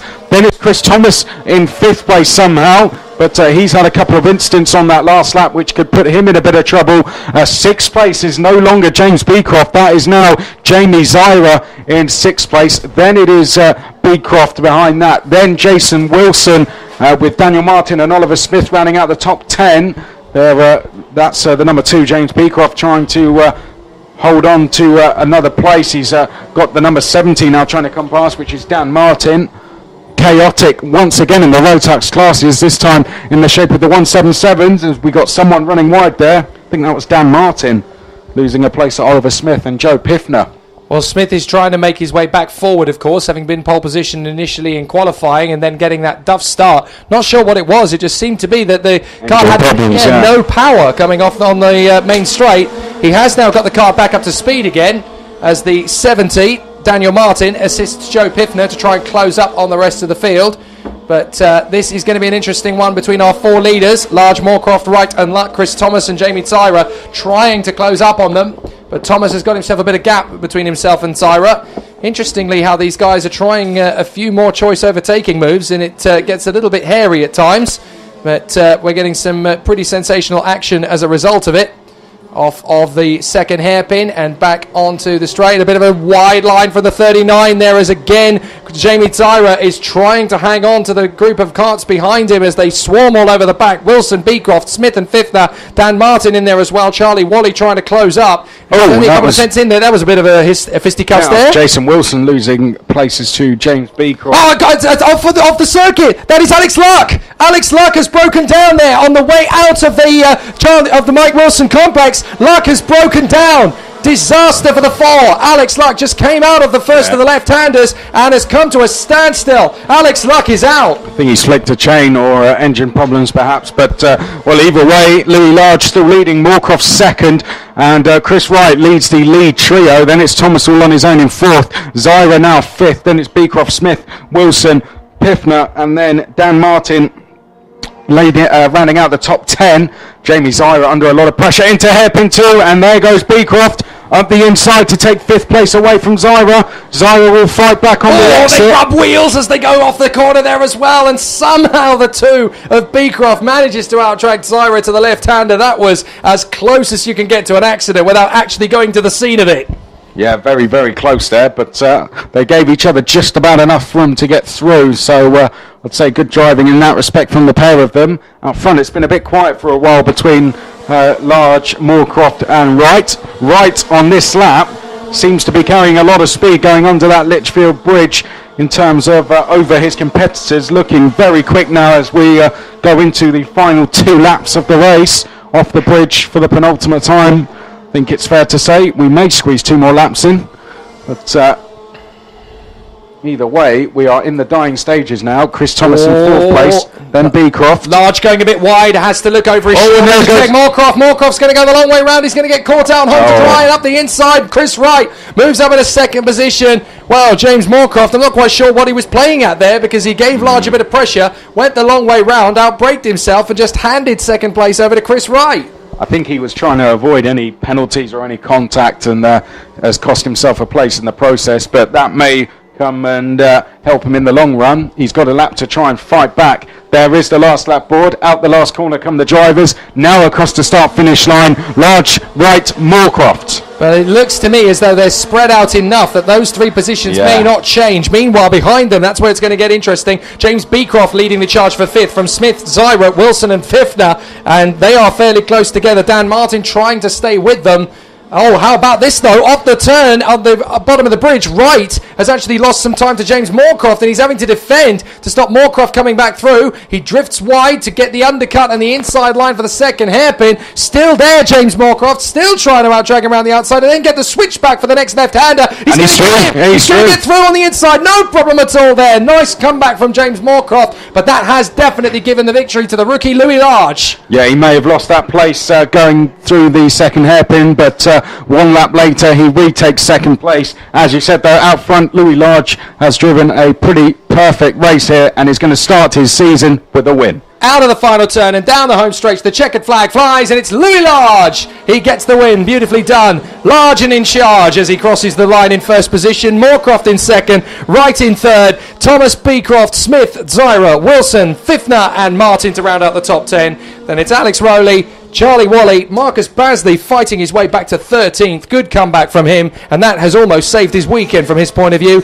Then Brandfield in 14th, Darren Wally, Paul Warrener, then Sawyer, Meakin, Vouse recovering to 19th in the end, Anderson 20th from Milner, Darlow, Ford and Colin Davis, who came home in dead last after that one, and I'm not entirely sure what they're going to say about that. Voss and Davis as guilty as each other, perhaps. Yeah, wouldn't like to be the stewards there. Alexander Luck, 25th, out the race. Likewise, Adam Sadler and Tony Dickinson. Those last 2 not even completing 1 lap, unfortunately. Tony Dickinson, his weekend at the moment couldn't have gone any worse. And a disaster, too, for Alexander Luck. Right in the mix of the victory. Could have won this race, but on lap 6, his cart just deciding, I've had enough for the day, mate. Sorry. Well, hopefully we'll see him out later on and trying to fight back. But Louis Large, perfect start for him. James Moorcroft, 5 places gained for him to finish 2nd. Chris Wright doing very well for 3rd. So we spoke about Large and Wright on the front row there, having a lot of pressure on their shoulders, but I think they conducted themselves very well, kept cool, and they have come away with a 1st and 3rd respectively. Moorcroft doing some good overtaking. There were drivers moving forward pretty well. Ian Branfield got up to 14th place, Chris Sawyer up to 17th place, and Jamie Zyra, of course, we spoke a lot about him. He moved up to 7th. 9 places gained in the process. Yeah, great work from Branfield to move up 12, and I think that makes him the star performer in that particular one. Meanwhile, we have the Minimax coming up next, and 14 drivers all ready for gusto. We talked about this earlier. There's only one non-novice in the field in Minimax this year, which means that it's open season and an interesting playing field. So far, the standout performance from qualifying, Miles Barthorpe, who definitely has a little bit more to play with from his qualifying performance. Sam Gornall alongside him on the front row. Then Max Edmondson, Archie Kitching, Brodie Trahorn, Marcus Littlewood recovering from his qualifying misdemeanors to 6th. Charlie Knight, Alexander Hughes, Ellis Paleo, Sean Cuss, Jack Finch, Callum Voisin, Machi Hamera and Jed Murphy. So that's an interesting 14. And we should see an interesting battle as Marcus Littlewood tries to get himself back into the action from that third row. Yes, of course, he wouldn't like to be reminded of it, but had that spin coming out of the first hairpin on the opening laps of qualifying, and did a really good job considering he was just following himself around. 6th place for him, I think, was very impressive. So let's see what he can do from the outside of row 3. We really didn't know what to expect going into this, as we talked about. Most drivers brand new to Super 1. They've got through qualifying safely. Miles Barthorpe was half a second clear, but I don't expect he's going to walk away with this one. I think we're going to see a much closer affair in the first heat. So let's see what happens then. We could see some very close racing here. Hopefully we all get round nice and safely and get to the flag on the first heat for Minimax. As you said, though, Miles Barthorpe leading the way from Sam Gornall, Max Edmondson, who's been quickest in practice, Archie Kitching, Brodie Trahorn, Marcus Littlewood was quickest in the other practice session, Charlie Knight, Alexander Hughes, Alex Puleo, Sean Cuss, Jack Finch, Callum Voisin, and then Mashis Hamera and Jed Murphy as well. Machi Hamera, the Polish driver. And I'll tell you what, speaking of the Polish contingent, we do have someone here filming some of the Polish drivers. I'm not sure if that's anything to do with Machi Hamera, but could well be. We have Jag have set up an awning just across from the bar area, and they are here all weekend.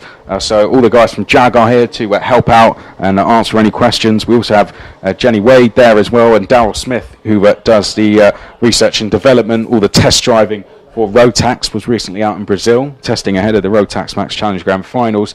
And we also have 2 more of the staff from logistics and from electronics as well. Daniel from logistics, who helped set up the Grand Finals event, and the electronics department are also here. So head over there, because those 2 guys particularly are hardly ever at race meetings. So do head over there, and they will be happy to answer any of your questions, whether you're in Rotax or not. Here we go, time to go racing for the first time this weekend for Minimax, and it's a great start from Barthorpe, or is it? Because round the outside, Sam Gornall, I think, has actually beaten him to the punch there in the first corner. He sweeps around, and as they go through the long left-hander, that is Gornall at the front.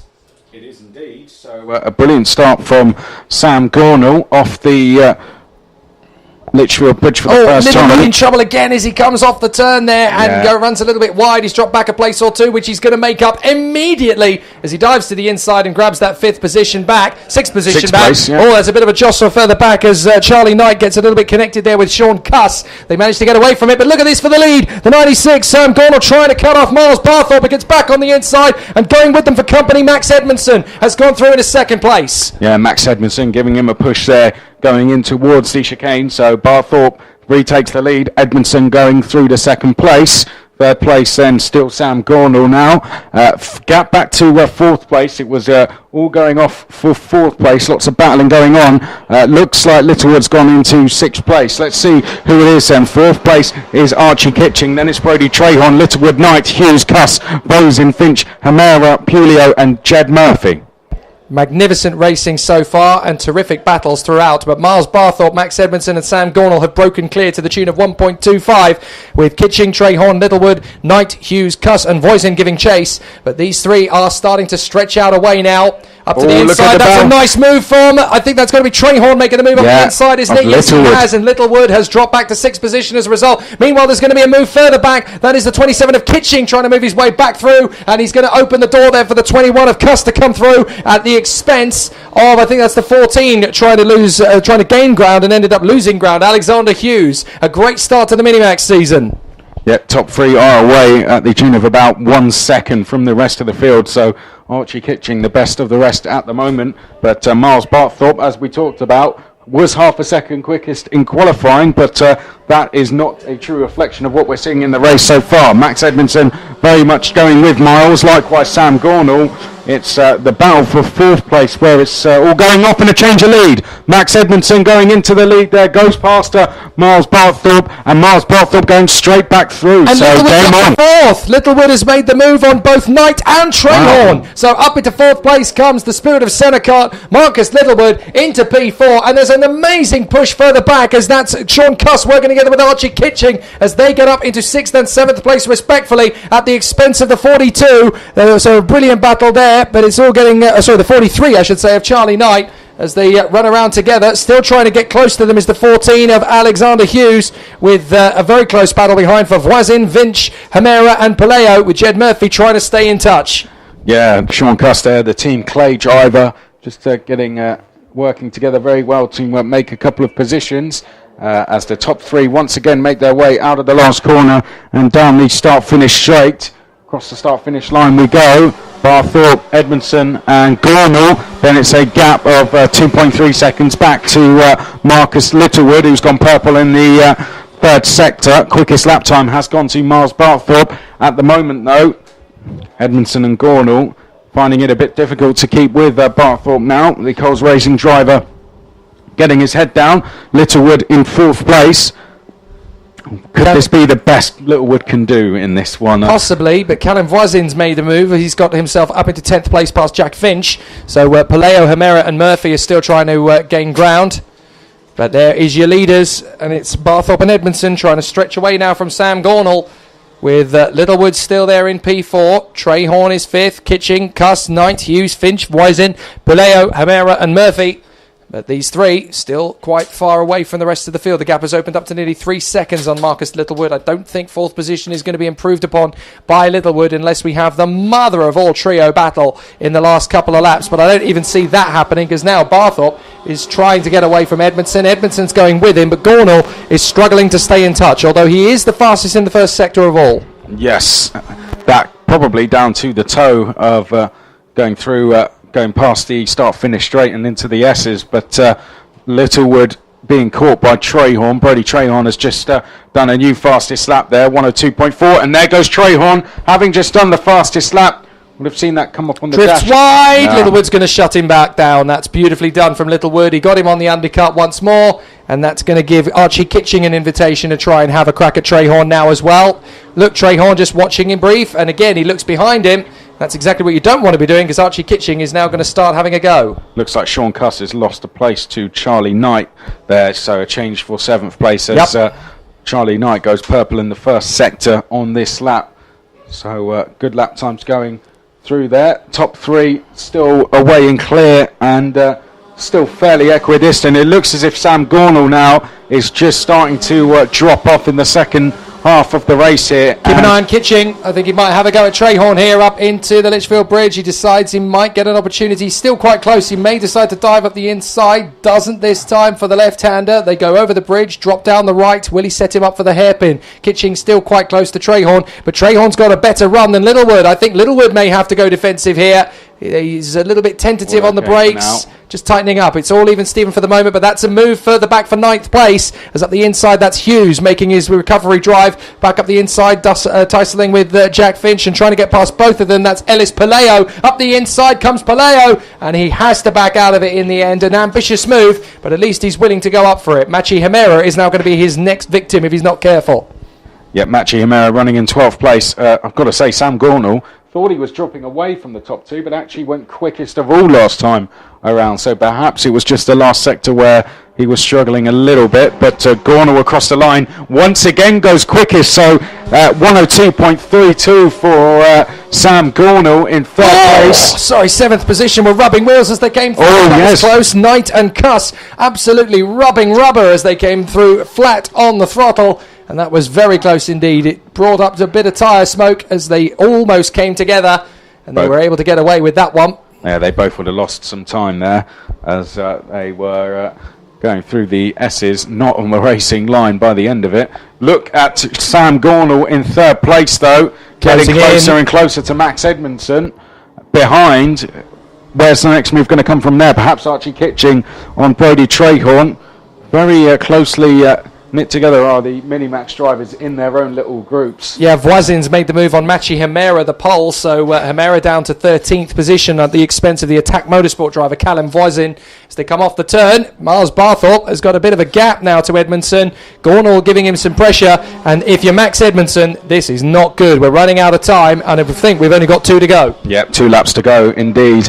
Miles Barthorpe, I think, at the moment seems to have this one in the bag, but never say never in Super 1 as they come off the bridge for the penultimate time. Half a second in Minimax is a particularly strong gap, and if you look behind, Sam Gornall getting closer and closer to Max Edmondson as we complete the first sector. Purple first sector for Sam Gornall. Not a good run out of the first hairpin though, so loses a lot of that time that he had just gained, so Sam Gornall's going to have to do some hard work once again. Behind this, Littlewood just breaking away from Trahorn and Kitching now. Then it is Sean Cuss and Charlie Knight who have swapped places. Likewise, as you said, Pulio, Finch, Voisin and Hemera. So Barthorpe, Edmondson and Gornall is the top 3 at the moment, but Gornall's still trying to break his way through into that 3rd position. He's dropped back a little bit from Edmondson and is having another crack at it, but that's given Edmondson another opportunity. He's going to try and close back up on Miles Barthorpe. If he gets that perfect sector, which he gets a fastest lap, a 102.14, Edmondson may catch Barthorpe napping here. Does Barthorpe think he's got this one won? And if he does, where is Edmondson going to get the chance to pounce? Surely his only realistic chance now is to come from a long way back down here on the straight and set him up for the second hairpin. I mean, he'd need Miles Barthorpe to make a mistake or be overly cautious. And he's being a little bit cautious. Yeah, he's got to be careful. He looks back. I think you just got to keep on the pressure now, Miles. I think you've just about got this one, but do not drop the ball. Yeah, I think... Stop looking behind you. He's too far back. Stop chancing this. You've just got to focus on you now, mate. Yeah, Barthorpe perhaps, not experienced to running right at the front in Super 1, so perhaps just nerves kicking in, but at the moment he's doing everything right. Miles Barthorpe's going to take the win here from Edmondson and Gornall. Fastest in qualifying and position 1 at the end of the first race of the day. It's a great run for Miles Barthorpe. Across the line, the Coles Racing driver takes the flag. Miles Barthorpe wins it from Max Edmondson and Sam Gornall. 4th position is going to be Marcus Littlewood in front of Archie Kitching and Brodie Trahorn. Then it will be... closer the line between those two as Charlie Knight just pipped Sean Cuss. 100th of a second. I'm not sure Sean's going to be too happy about that one. Ellis Paleo comes through to 9th position in the end. Great work for the MBR driver. Alexander Hughes in 10th from Jack Finch, Machi Hemera, Callum Voisin and Jed Murphy. But a fantastic run. All 14 starters finished and a cracking display from Miles Barthorpe. State of intent for 2018. Yeah, Brodie Trahorn setting their fastest lap on the last lap, 102.05. If those second 3 could have stayed closer to the top 3 at the beginning of the race, and I think we would have had a 6-way battle for the lead. The lap time shown by the top 6, all very close. 102.1 for Barthorpe, 102.14 for Edmondson. It was a 1.7 for Barthorpe, a 0.32 for Gornall, 0.35 for Littlewood, a 1.3 for Kitching, and a 0.5 for Trahorn. So all within 2 to 3 tenths of each other, and I think those top 6 as the weekend goes on are just going to get closer and closer in the races. Well, Barthorpe gets off to a perfect start, wins by just under half a second from Edmondson and Gornall. Littlewood, Kitching, Trahorn, Knight, Cuss, Paleo, Hughes, Finch, Hemera, Voisin and Murphy, the 14 drivers, and that is how they finished. And from Minimax we now move to Junior Max. And with A and B racing each other this time, it's going to be James Lowther and Guy Cunnington from the front, with Oakley Pryor and Tom Adams on the second row, Alex Eads and Kai Hunter on the third, Ben Burgess and Matty Hingley in the top 10 as well, with Cameron Thompson and Jack Steadman rounding out that top 10.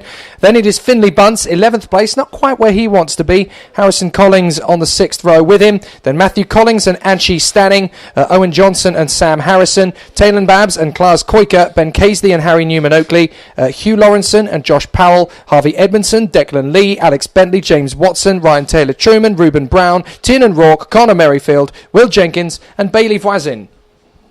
Well, that's the grid then.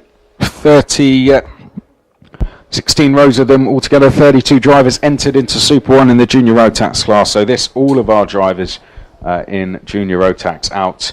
Lowther it was who took pole position, as we said earlier on, from Cunnington and Oakley Pryor. In practices, it was Guy Cunnington from Oakley Pryor, Matty Hingley in practice 1.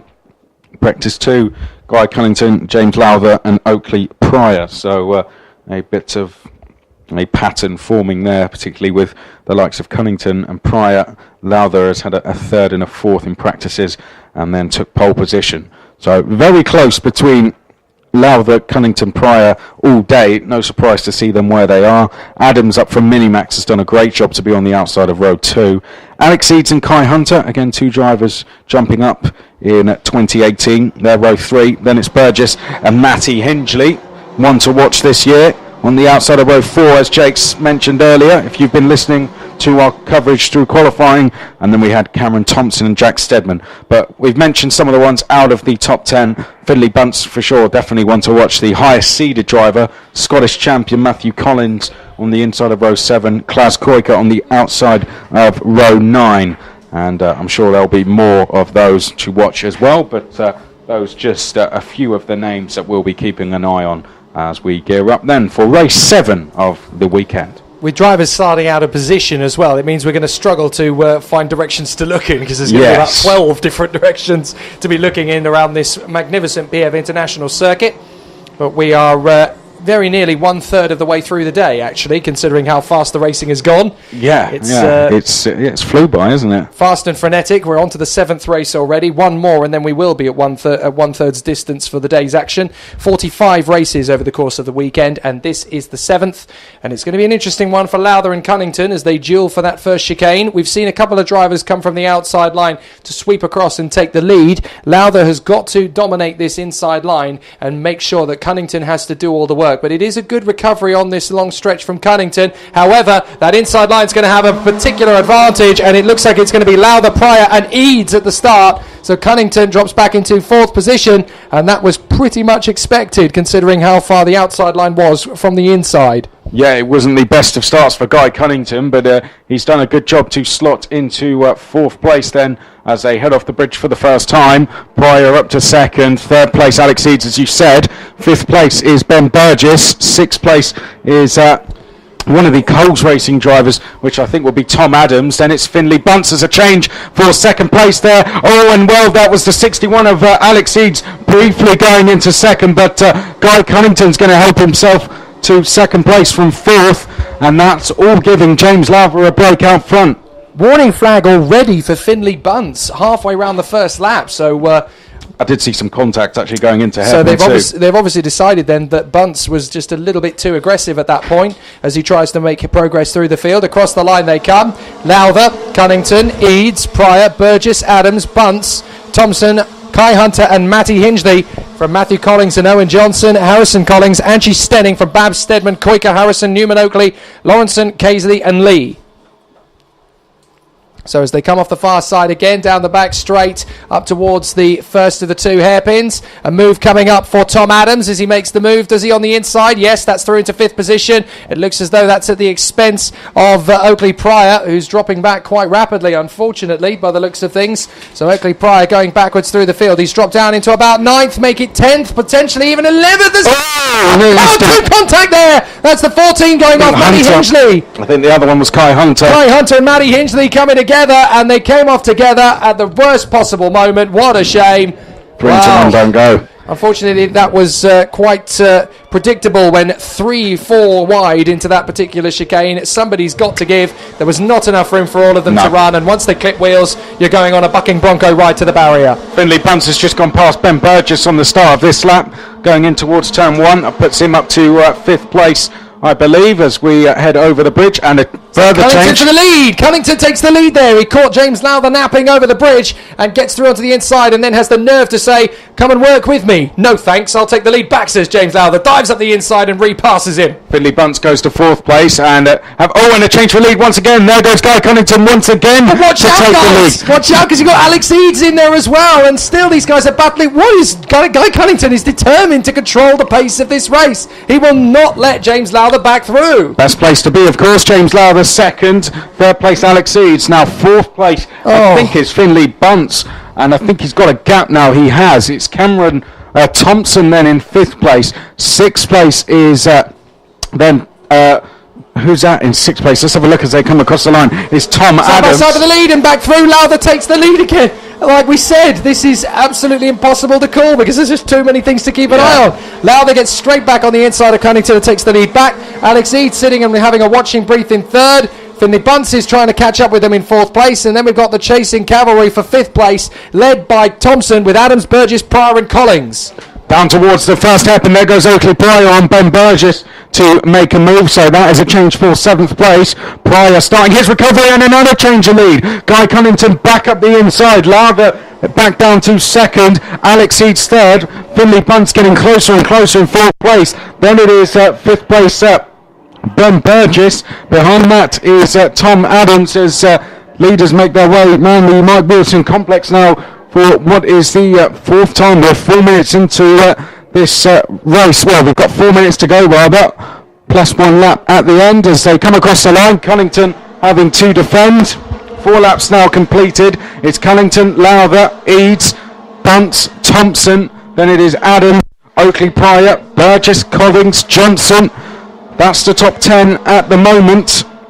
All dropping down the field. Ryan Taylor Truman, not too sure what's happened, but he's dropped all the way to the back of the field on that last lap. And a change for lead. Lowther once again hits the front. And these two just will not keep this battle. They just will not surrender to the other. This is ridiculous. And still they're battling away. 3rd place has become a bit of a free-for-all as well, because we've got Eads, Bunce and Thompson all scrapping away in the same paddock, in the same awning, don't forget. That's all KR Sport drivers. 3rd, 4th, 5th. And with Cunnington and Lowther still squabbling away for who should lead the field at this point.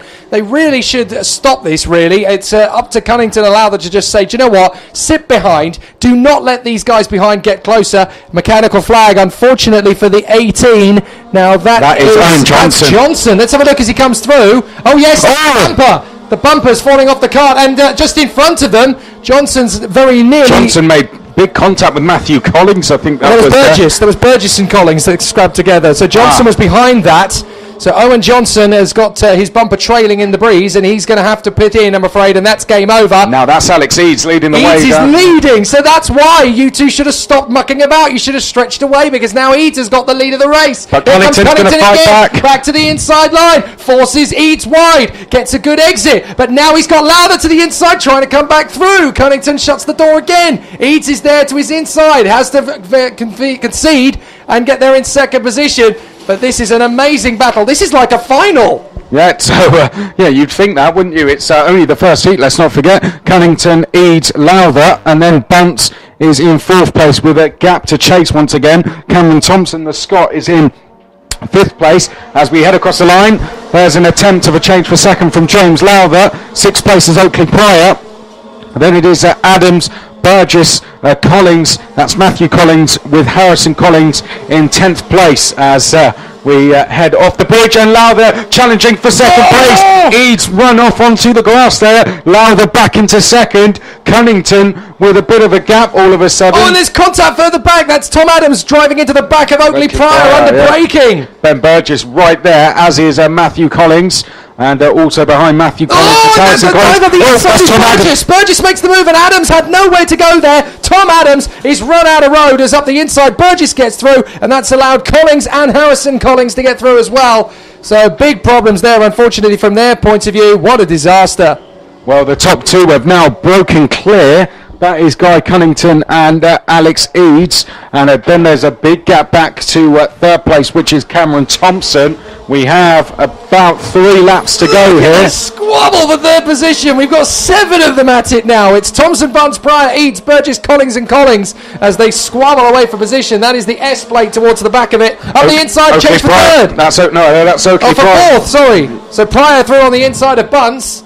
Well, no, that was Pryor defending, I think, from Eads. Oh! Big shove there as Pryor goes into the back of the man in front of him. Now, if he hasn't got a front fairing penalty, I have no idea how he's going to get away with it, because that was a massive shot into the back of the 6th there of Bunce, and he's lost a couple of places and then gained them straight back again on the way out of the hairpin. To me, it looked like Bunce gained braked a little bit early, so I think it just caught Oakley Pryor out, really, because look at what's happened to Cameron Thompson. He's just got away under the brakes, and now he's away and clear, but 2 laps to go, and the 2 leaders are back together once again.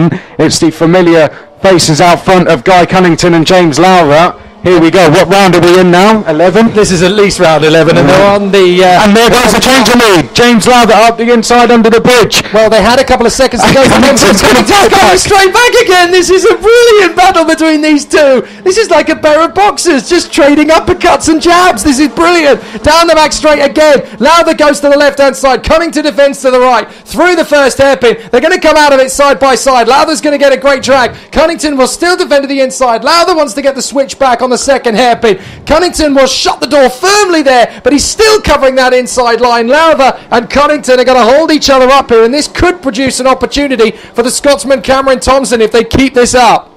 Yeah, Cameron Thompson's son 2 seconds back, a little bit over that in fact, as the 2 leaders prepare themselves for the last lap. It is Cunnington, Lowther, and then Thompson all on his own in third, and Bunce leads the 4th place battle, which includes the likes. Oh, and there we go, Lowther taking the lead. Neither of them's prepared to give best, and Cunnington forces Lowther to give best. Don't even think about it. That is a brilliant tussle as they rub wheels at least 4 times as they go side by side.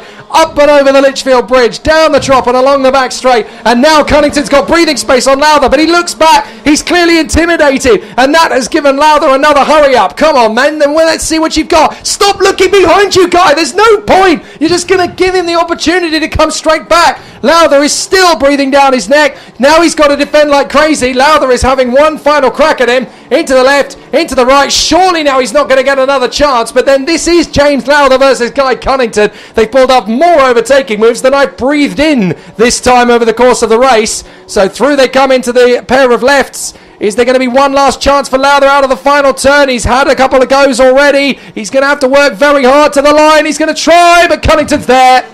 Lowther second, what a battle. Thompson in third, and across the line it's side by side for Bunce and Eads, but Bunce gets there by 300ths. Sam Harrison sixth from Pryor, Matthew Collings, Burgess and Harrison Collings. Angie Stenning, Stedman, Koika, Adams down to 14th in the end. Casey, Babs, Watson, Kai Hunter drops all the way to 18th. Yeah. Declan Lee, Alex Bentley rounding out the top 20 from Lawrence and Brown, Merrifield, Jenkins, Maddie Hingley getting caught up in that incident with Kai Hunter as well. Recovers to 25th. Tin and Rourke, Harvey Edmondson, Newman Oakley and Josh Powell struggling. Voisin and Ryan Taylor Truman. And Owen Johnson retiring with the broken bumper. That was absolutely astonishing. That race had everything, and that was only the first heat of junior Rotax. Well, it was brilliant, wasn't it? Guy Cunnington, James Lowther out front, head to head for the whole race, and were side by side as they went through the first couple of corners there, all the way through the first 2 corners. You'd have to say I think they gave each other just about enough respect, but we had the likes of Thompson, Bunce, Eads all getting involved at one stage, but by the end it was just Cunnington versus Lowther. 600ths between them at the flag, and Cunnington beating Lowther. Got to say, Cameron Thompson, brilliant performance from him to go to 3rd place from 9th on the grid. Bunce also gaining 7 places there to finish 4th. Samuel Harrison, good drive from him. He gained 10 places on his way to 6th. Of course, we had both Kai Hunter and Matty Hingley involved in that incident at the chicane, and they dropped to 18th and 25th respectively. And Owen Johnson, unfortunately, he had a mechanical flag halfway through the race, so he's got a lot of work to do now in the second heat this afternoon. But what a brilliant race it was, Jake. You'd look at the result and think it was only 2 for the lead, but at times we had about 8 to 10 for the lead. By the end, of course, it was a two-way fight, but it went all the way to the last corner. Yeah, what was really critical about that bit of fisticuffs there towards the end, which is what allowed Cunnington and Lowther to break away a little bit, and that was basically what gave them the chance to go for victory. So they had an opportunity or two to stretch out the advantage, but neither Cunnington nor Lowther was prepared to give best to each other as they battled away for position. It was really intense racing from the pair of them, and it was fascinating that Lowther determined to lead from the front, Cunnington determined to lead from the front, and neither of them prepared to give best. It looks like that rivalry could go a hell of a long way in this 2018 season. That could be a really interesting battle between those two, and I can see Cunnington versus Lowther being the main headline in 2018.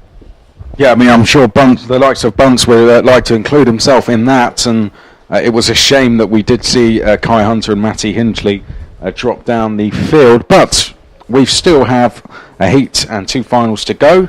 But a lot of overtaking done there from Cunnington and Lowther. I think they'll know exactly where their opportunities will present themselves come the finals tomorrow. It's just whether they'll be on their own battling for the leader. I assume they'll both be there, but let's see. But from Junior Rotax to Miami Cadet now for their first heat. And the first pole position of 2018 goes the way of Max Dodds, the number 3 on pole position on the inside line, from Will McIntyre alongside him on the front row. Arvid Lindblad, the runner-up in 2017 alongside the O-Plate British Open champion Freddie Slater, with Maximus Hall and Brandon Carr on the third row. Brandon Carr having done so well, of course, out in the States, so the SK USA did a cracking job there.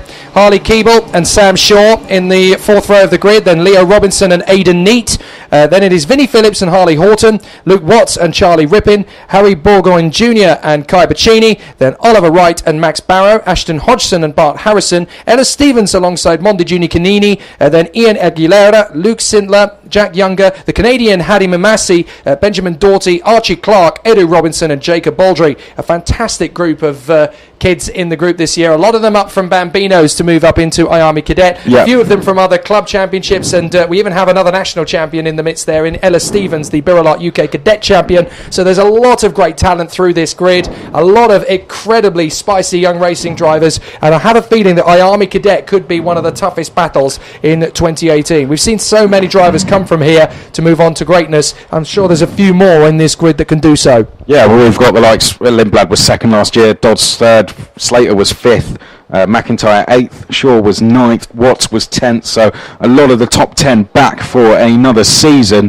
The Oliver Roller Motorsports team have brought a really strong setup, I think, to try and challenge the likes of Fusion and Strawberry. Harley Keeble, you can see, doing very well at the start of this season. Aidan Neat looks strong early on as well. Freddie Slater, perhaps one of the ones to beat. He's looked quick over the winter, but Maxwell Dodds it is who will lead them off the front with William McIntyre to his outside. And it's going to be a great start, and it is a cracking getaway. The two rows move together as they charge forward. Dodds gets a good start, but I think he has actually been beaten off the start line. Is that Arvid Lindblad that's come through?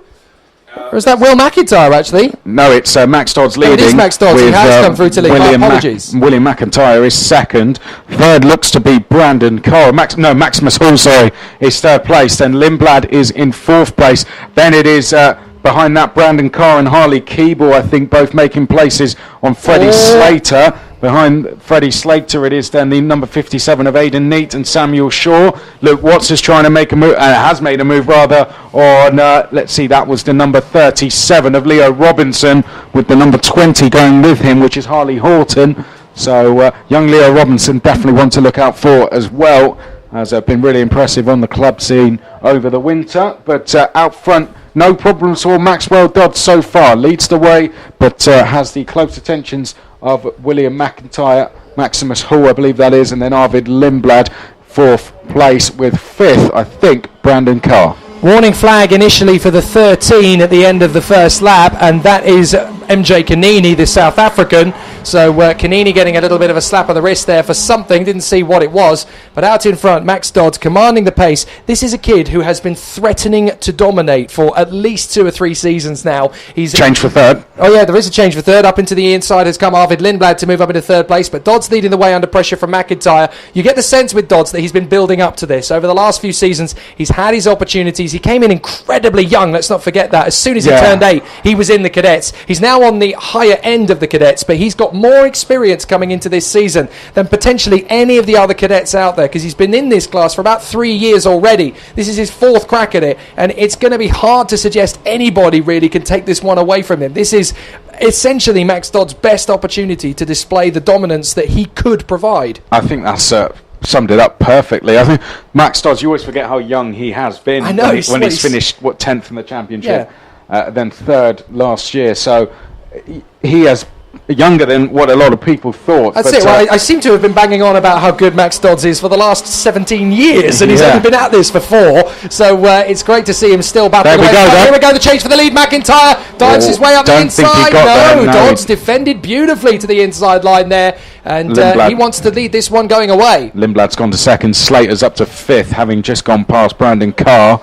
So top 6 away and clear. Then in chase, it looks to be Aidan Neate and Luke Watts. Lindblad has a little look at Dodds and just thinks better of it as Dodds continues to control the pace. Lindblad, McIntyre, then it is Max. Here goes Lindblad. Now he goes for the move on the inside of the 2nd hairpin. Dodds is going to run out across to stop McIntyre coming through. Goodness me, he puts his hand in the air, sorry, and they're in 2nd place. McIntyre slots back in a 3rd position in front of Hall, Carr, Slater, then Neate, who's come up 3 places. Luke Watts is on the charge. He's up into the top 8 now. Harley Horton is 9th from Leo Robinson, then Sam Shaw, Phillips, Keeble, Wright, Rippin, Burgoyne Jr., Hodgson, Barrow, Ella Stevens, and MJ Kanini. Luke Watts has lost a place, I think, there to Aidan Neate. I think they may have been like that already, but across the line they go. What's the gap between them and the rest of the field? It's 1 second to the top 6. Quickest on track is actually Sam Shaw, the teammate, of course, to Max Dodds. So Sam Shaw down in 10th at the moment, trying to line up a move on Harley Horton, as having just gone past Leo Robinson. As off the bridge we go, and Max Dodds, what's his plan going to be here? Lost the lead to Arvid Lindblad at hairpin 2 last time around. What is he going to do? He's got the fusion pairing of McIntyre and Slater behind, who I doubt will want to follow. I think they'll probably want to make a move. So this is going to be quite an interesting race now. Brandon Carr, as you said, is there in 5th place. Then it's Maximus Hall, then Aidan Neate and Luke Watts. Good to see some good battles all the way through the field and a lot of movement. Oh, 28 has been given a warning. That's Ella Stevens. So well, she's up 3 at the moment. Yeah, she's moved up to 18th position. So a few overtaking moves have been made there. Just a little bit of a warning needed for Ella Stevens. Of course, racecraft is something that she's not had a massive amount of practice in because, of course, she's been so used to winning races in her various categories and club racing. So being in the mix of the pack is a bit of an eye-opener. But this season they're trying all sorts of different tricks to move her further up the order.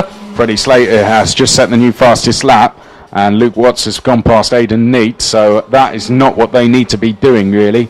Those two should be working together. Yeah, they're wasting time. This is a big problem. They've got Sam Shaw, Leo Robinson, Vinnie Phillips and Harley Horton all queuing up. I think Vinnie Phillips, perhaps we slightly overlooked him. He's definitely going to be one to watch this season. Yeah, he's really starting to come on leaps and bounds, is Phillips. Change of 3rd as well. Freddie Slater went past McIntyre. He did. Hairpin 1. Well, it's very easy to mistake those two with the O plate and the 8. The same, there's barely anything to distinguish those two this year, unless you can get your binoculars out and squint at their legs, because their surnames are on the legs of the overalls, of course. From where we are, you wouldn't be able to tell the difference. There's absolutely 2 peas in a pod, those two, McIntyre and Slater. But as they continue on their charge, Lindblad still in front of Dodds, and Dodds now pushing away with Lindblad as they try and work their way further forward. This is great work from the two of them to stretch out the advantage and pull away from the Fusion boys in 3rd and 4th. For Oliver Ronan Motorsport, it is Brandon Carr in 5th and Max Hall right in behind him. Now look at Watts and Neate. They have been caught, and there's the first move from Sam Shaw going under the bridge.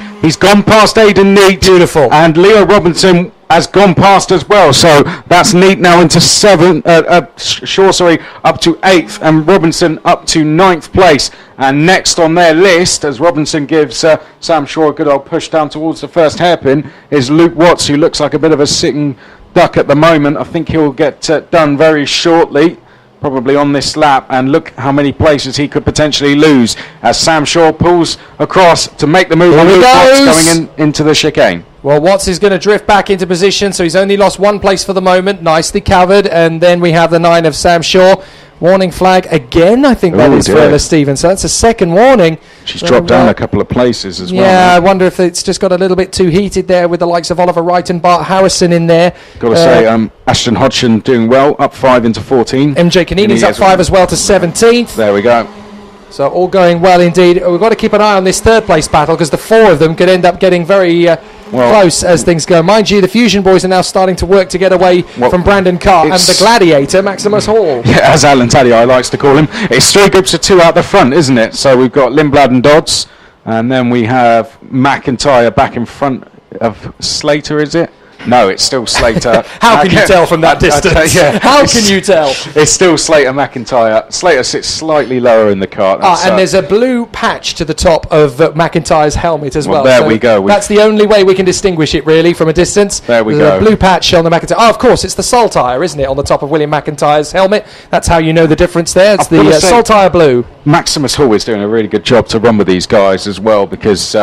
he's really stepped up a gear, hasn't he, in 2018? I mean, he was good last year. Let's not take away from him. No. He's really stepped up a gear to prove himself to be a potential championship challenger. He was my surprise of qualifying, and he has really become a genuine competitor for the 2018 season. I mean, this is only early doors, don't forget, but the fact that he's right in there, Maximus Hall, within 2 seconds of the race lead, and working beautifully with Brandon Carr, what he has learnt over the last 12 months has been exceptional. We love watching these guys develop. I mean, last year, where was he? He was outside the top 10. He was outside the top 20 last year. Maybe we had a reasonable run. This year, he's come straight into it, and boom, he is a challenger. I think people should be really frightened of him this year. Yeah, 23rd last year in the championship, and he did do every round as well. So clearly, he suffered a lot of misfortunes, but he is doing very good now, and he's running with drivers who were, let's see, 1, 2, 3, 4 seeded drivers, and then Brandon Carr, who's been doing well out in the States, as you said. Yeah, I mean, Scusa, he's up there with 5 of the best in their craft and 5 of the best in this class, and he's there not by accident at all. He's there on merit. He has really dug deep and found something special. So really good work by young Maximus Hall there as we now get ready for the last lap. The time has ticked down, and here we go for a battle for the lead. Max Dodds is now going to go all guns blazing across the line, and Arvid Lindblad now having to look over his shoulder. He's going to have to try and check where Dodds is at every single opportunity. William McIntyre has dropped right off the back of Freddie Slater, who's just set a new fastest lap. Slater's going to get into this if they're not careful, because these two are going to fight away. Here we go. Dodds makes the move. And now there's not a lot of Lindblad to do. Here comes Slater. He's going to sweep onto the left side. This is going to be great as Slater gets himself into position. He's going through, cuts across Lindblad. How about that? Shuts the door in the braking zone. Beautiful move from Freddie Slater. That's given Max Dodds a little bit of breathing space, and he picked his own move absolutely to perfection on the bridge, down the right-hander. You weren't seeing this one coming, Arvid. Thank you very much. That's a sign of a driver carrying a lot of confidence. Someone who's Slater's not giving up. Look at this. Yeah, it looks to the outside. Sweeping around all over the place and trying to come through. Slater now trying to tuck it in the inside. I think he tried to go for it. Dodds had him well covered. Yeah. Brilliant racing between these two, and now they're going to come across the line almost together. Lindblad hasn't given up on a chance of second place to come out of the final turn on the throttle, on the power, down the straight. It's going to be near the line. Dodds is going to get there in front of Slater and Lindblad. Really amazing drive from Dodds. Perfect work. 0.11 between the three of them. Brilliant stuff. Magnificent stuff. Max Dodds taking the win, but as we said there, Freddie Slater, that's a sign of a driver carrying a lot of confidence. Won that British Open Championship earlier this year, has won several races. Most races he's done this year, he has won. And Freddie Slater, you could just tell that's a driver who's in good form at the moment with that move round the outside of Arvid Lindblad in the braking zone. Lindblad finishing third. McIntyre recovered well in the last lap, finished fourth place. Brandon Carr 5th, Maximus Hall, brilliant start to the season for him. He's 6th place. Dennis Aidan Neat, Sam Shaw, Harley Horton, Vinnie Phillips, Harley Keeble, maybe slightly disappointed with his 11th place. Then we had Harry Jr. Burgoyne in 12th place. Ashton Hodgson gained 6 places to finish in 13th place. Leo Robinson, don't know what happened to him later in the race, but he eventually finished 14th. Max Barrow 15th. Luke Watts will be disappointed with his 16th place. Then it will be Oliver Wright, Bart Harrison, MJ Canini, and then we had Ellis Stevens, Charlie Rippon, Hadi Mamasi, the Canadian, Kai Baccini, Ian Aguilera, Benjamin Dougherty. Then we had Luke Sintler, Archie Clark, Elu Robinson, Jack Younger, and Jacob Baldry. What a great start to the season for Max Dodds, and very feisty as well from Freddie Slater to get himself right into the action. I thought he was well gone and out of it at that point, and then he just suddenly on the penultimate lap went, right, I can do better than this, and dragged it out of the car. Fantastic stuff there from Freddie Slater to haul himself up into second place on the final lap. Max Dodds, though, cracking victory, made the move at exactly the right moment. Beautifully done, and a master drive there. Brilliantly done.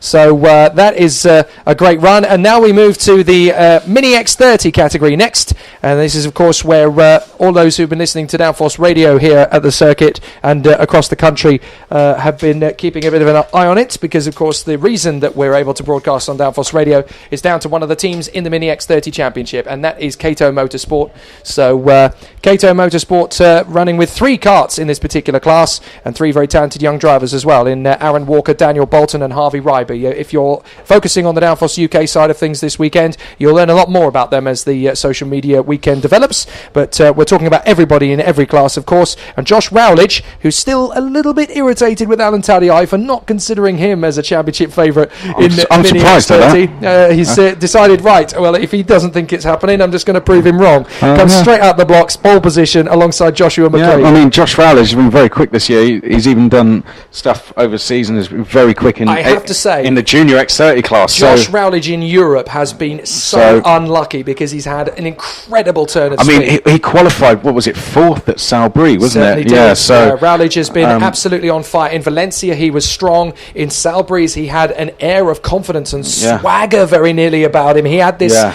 he knew that he had a good kart underneath him. He knew he had good setup. He was confident in himself. He ended up getting forced down the order through bad luck and a bit of jostling for position. Wasn't it? Pre-final, that's when it really all fell apart. But he was 4th on the grid for that pre-final, I think, and I've got to say, I'm surprised Alan didn't have him down, but there you go. Josh Rowledge just doing his own thing, the Strawberry Racing driver. Pole position, Josh McLean, who would have been considered a favourite perhaps, the Fusion Motorsport driver, to the outside of the front row. Then it's Jacob McComb and Ivan Lomliev. Ivan Lomliev has looked good over the winter. I think was 2nd here last weekend. Jessica Edgar's also been quick. Yeah, she's just left the pit, so a slow start for Jessica Edgar. She's going to need to race to get herself back into position. Of course, Jessica Edgar, the cousin of Johnny. Yeah. So that's going to be an interesting one to see how she develops in the Fusion Motorsport team this year. But from P5 on the grid, she started very well indeed. Clearly, there's something in the water at that part of the world, isn't there? Because it makes magnificent racing drivers. Of course, Johnny, a Red Bull Junior now, racing over in Italy, Sarno this weekend for the final round of the WSK Supermaster Series. Daniel Bolton to the outside of row 3, then it's Aaron Walker and Rashad Shigarimbo, Oliver Duffel and Harvey Ryby, and then Matthew Higgins and Freddie Tomlinson. Jack. Yeah, Freddie Tomlinson is the newest recruit to the Fusion Motorsport Brigade in Mini X30, having been in the Birrelite UK Cadets last year, has now moved up into the Fusion Motorsport Brigade and has already been out testing in Ginetta Juniors. He's itching to get there. He's basically just waiting to turn 14, and the second he does, boom, he'll be in there. So it's going to be interesting. That's to see. A shame. He'll be leaving us. Well, he's going to put on a bit of a show before he does, I have a feeling. He put off some pretty incredible overtaking manoeuvres last year in his national campaign. So Freddie is one of those drivers that gets faster as the race develops, and he pulls off some choice moves. I don't think he'll be finishing 12th. Anyway, away we go. Cracking start from Rowledge as he shuts the door on McLean beautifully on the way through, and a cracking start as well from Lomliev, who manages to put himself up into, I think that's 3rd position. He's there in P3. Yes, a great start from Lomliev as he gets himself right into the mix. No, it is. Yeah, you're right. Lomliev has come through and is putting himself on the charge of Rowledge. Is that Lomliev in 2nd? Yes, it is. Yeah. Cracking start from Ivan Lomliev. McLean down to 3rd, and then 4th place Is that Jacob McComb in well, the no, 32? it's not It is. Lumley in second anymore because down on the outside, that is Josh McLean getting through. And fourth position, the 32 of McComb, as you mentioned. So that is all fine and dandy from his point of view. It's a very close battle behind us. Walker and I think that's Dan Bolton battling away for position. Fifth is actually Oliver Duffel. Yes, Duffel has charged his way forward in the 33. Cracking get away from him. But as the leaders come through, it looks like we got the two KMS carts in 6th and 7th place. I think that is Bolton in front of Walker. Right, let's confirm as they cross the line. Other way round. Yeah. Other way round. It's easy mistake to make. Walker in front of Bolton. So across the line then, behind that it is Shigarimbo, Higgins, Edgar, Ryby and Tomlinson. I don't know if Shigarimbo put that move on, but he's diving up the inside, trying to make the move. Well, it's all going off for the positions. I think the KMS cards have come through the 5th and 6th. McLean's going to take the lead. Here we go, down towards hairpin one. Josh McLean takes the lead. Yeah, Rowledge didn't really see that one coming. McLean swept by, beautifully done. And Rowledge down to 2nd place. Then it's Lomliev, McComb, Walker is up to 5th place. Bolton's up to 6th. They've both made mincemeat of Duffel on that Litchfield Bridge run. He's there in 7th place, the 92. Oh no, that's Rashin Chikarimbo up to 7th place then. So Chikarimbo makes the move up. Duffel looks to have dropped all the way down to, I think, 10th position. Yeah, not too sure what's happened there, but a miserable... Oh, well, no, Duffel was still in 5th place. Well, no, he was in 5th position. Walker, Bolton and Chikarimbo have all got through on that run. So there they are in 5th, 6th, 7th. Now, is that Duffel having made his way back into 6th place now? Because it looks to me as though Bolton's... Oh no, there's Bolton. Yep, Duffel is all the way back, and that is Bolton now making the move on Walker. So Duffel all the way down to 10th behind Jessica Edgar and Harvey Ryby. Shigarimbo went for a move on Daniel Bolton there, but check out McComb. Wasn't successful. Has come straight onto the back of Lomliev, and now those four are racing away down the Watch for a change of lead. Watch for a change of lead. Here we go. Lomliev at the inside of Josh Rowledge, and Lomliev hits the front. McLean goes through to 2nd place, Rowledge 3rd, McComb best seat in the house in 4th, and McLean fights back at hairpin 2. I say fights back, takes the lead, so Lomliev helping him through to 2nd. Now he goes for the lead, and that was clear that Lomliev wanted to work with McLean there. Rowledge 3rd, McComb 4th. Jacob McComb doing a brilliant job at the moment. Yep, it's McLean, Lomliev, Rowledge, McComb, Walker, Bolton, Chigarimbo, Edgar, Ryby, Duffel, Higgins and Tomlinson at the moment as they run their way through the course out of the final turn and down the home stretch. Joshua McLean still trying to stretch away from Lomliev, but Rowledge there in 3rd position with McComb. Bolton and Walker have switched places. Watch him under the bridge. Looks like, well, it looked as if Lomliev was going to make a move. Oh, this is going to be Chigarimbo down the inside of Jessica Edgar, and it looks like a similar move from Duffel on Ryby. Can he get the move done there? He did, yes. He did, Ryby down to 10th position. Well, it looked as if Shigarimbo briefly passed Edgar. Edgar back through. As out front, Lomliev's going to hit the front once again from Joshua McLean. So Lomliev out front. Rowledge has gone through to 2nd place. And then it is... and they're 3 wide almost out of the 2nd hairpin. Rowledge now to the outside of McLean. Then it is Lomliev in 3rd place. McComb behind that. As we head up towards Bobby Game Corner now for the 4th time. This is still getting incredibly intense between these four, and they're still jostling for position. McLean, Lomliev and Rowledge absolutely bolted to each other. Rowledge having broken clear in 2nd position now, a little bit on the back of McLean. So that is going to be a bit of a wake-up call for Ivan Lomliev to get back on the game. 4th position, McComb in 4th place, Bolton and Walker for KMS, then Chigarimbo, Edgar, fastest lap of the race, Daniel Bolton. That kid is lightning right now. They're working together to close up the top 4. Yeah. You can imagine that the KMS team will just be happy with this work together, but the 2 leaders have a chance to have a break here, and I think Josh Rowledge knows it. He's pushing Josh McLean all the way down towards hairpin number 1. Behind that, Josh McComb is Jacob McComb, is doing similar things with Ivan Lomliev. So McComb does not want the top team to get away here. He's happy to sit in with Ivan Lomliev at the moment. Rowledge will want to take advantage of this opportunity. Oh, there's been contact! Yes. 71, that's Harvey Ryby that's come in there with Freddie Tomlinson battling away in the 2nd hairpin. So Ryby and Tomlinson struggling and then coming together, unfortunately. So a bit of an issue there with those two. Meanwhile, McLean still has Rowledge breathing down his exhaust fumes at the moment. Lomliev in 3rd from McComb, Bolton, Walker, Chigarimbo and Edgar. As you can see, Josh Rowledge just set a new fastest lap now. 60.14 as he's just pushing Josh McLean along. He's trying to take advantage of this gap that they have almost been gifted by the likes of Lomliev and Jacob McComb, and at the moment they are taking advantage of it very well. Lomliev and McComb, all they need to do now, Jake, don't panic, just keep the pace as it is, keep the gap where it is. Once these two start battling, you'll find yourselves involved in the battle. However, Bolton and Walker really starting to close in there. Yeah, Walker has just gone purple in the first sector. I think they could get some support from these two, from the KMS team. Support or hassle. Possibly. I mean, we're running short on time, 2 minutes 12, but both Bolton and Walker have been training all weekend on their simulator down in the KMS awning, and they've been trying to find wherever possible they can. They're learning from Cato Adams, obviously giving them plenty of training, and they're getting faster and faster as the weekend goes on. Bolton and Walker could potentially work together here to get down this gap to fourth place man Jacob McComb, and if those two start squabbling at the front, it could tighten everything up, and then it becomes a six-way free-for-all.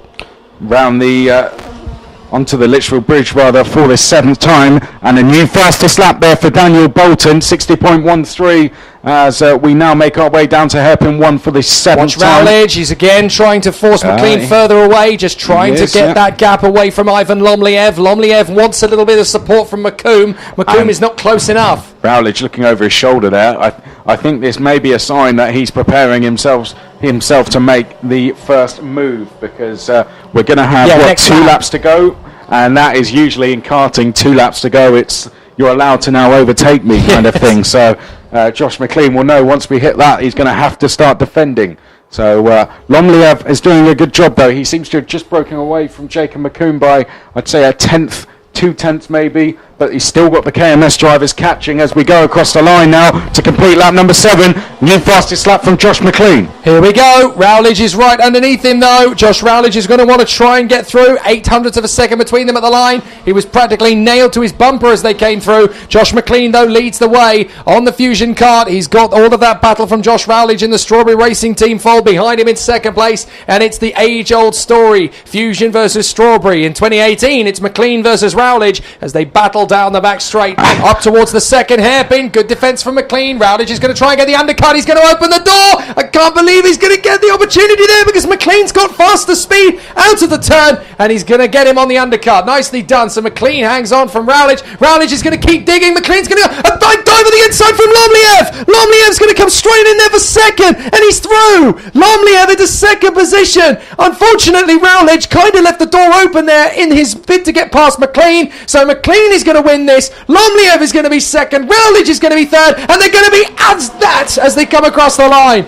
Well, Josh Rowledge was doing everything he could to... Last lap, my apologies, I thought there was one more. No, he was doing everything he could to convince Josh McLean just to get on with it, but McLean was having none of it, not taking any risks. And that's a 5-way scrap. Let's make that 6, because we've got both Walker and Bolton. The back of it. Bolton's in there. Here we go. Rowledge is going to try one more time, and Lomliev goes into the back of McLean. Rowledge right round the outside of both of them. Has he got the space to keep it going? He's on the grass. He's still to the inside of McLean. McLean bangs wheels with Lomliev, and on the inside, Rowledge is going to come through. Look into the inside comes Walker. Walker through to fourth. Great move for the KMS driver. Bolton's going to get through into fifth. Walker and Bolton on the move. Brilliant racing for both of them. But up in the lead, it's still McLean with Lomliev and Rowledge trying to seize each other off at the back there. Absolutely brilliant. Rowledge has held him off for second place, but Josh McLean is going to come through and get the victory. Great racing, right to the death. Josh McLean gets the victory. Second is Rowledge. Third is Lomliev, and then it is Walker in fourth, Bolton in fifth. Great work for the KMS boys. Sugar Rimbo ends up in sixth position in the end. He got past Jacob McComb on the final lap. Jessica Edgar into 8th position. Duffel is 9th from Higgins. Harvey Ryby and Freddie Tomlinson. Great comeback from Shigarimbo to get in there into the top 6 as well. But what a race. McLean cleans up from Rowledge in 2nd.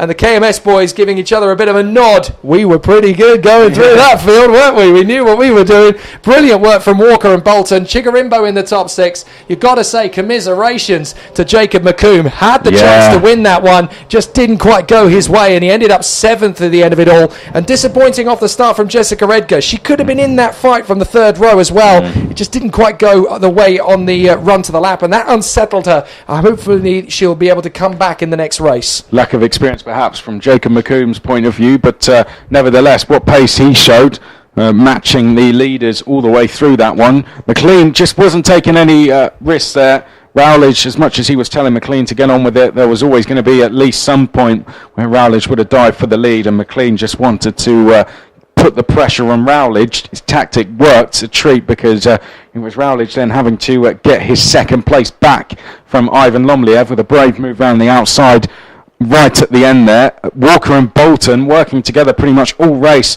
found themselves both going past a McComb at that second hairpin, and Shigarimbo going down towards Bobby Game Corner managed to sneak into 6th place as well.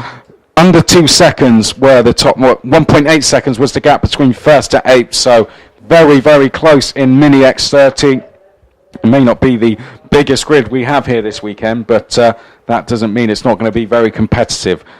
I think any one of those top 8 you'd say could form the podium come Sunday afternoon. So very good racing, but McLean draws first blood in the racing, takes the win from Rowledge and Lomliev. Wow, I'm out of breath. 9 races done, and we've got another 14 to go here today. So it just keeps getting better. That's what I love about Super 1 at PF International. Just when you think you've seen the best of it, something else comes along and wipes the smile even bigger. And it's going to be absolutely amazing as we continue on with our next heat being the first of our senior X30s. Have you got any oxygen in your lungs left? Because you're certainly going to need it. It's going to be brilliant as we watch these guys go to battle. Last year's runner-up, Oliver Hodgson, takes up residence in pole position alongside Derek Morgan, with Lewis Malin and Archie Tillett on the second row, Ewan Wilson and Owen Byatt on the third, Levi King, Henry Laws, Scott Jackson and Elliot Harvey rounding out the top 10. And once you've wiped the sweat off your brow, you realise that there's another quite few crafty drivers just behind them on the grid. You've got Luke Hughes, you've got Thomas Turner, the 3 seed, all the way down on the 6th row of the grid, not where he wanted to start.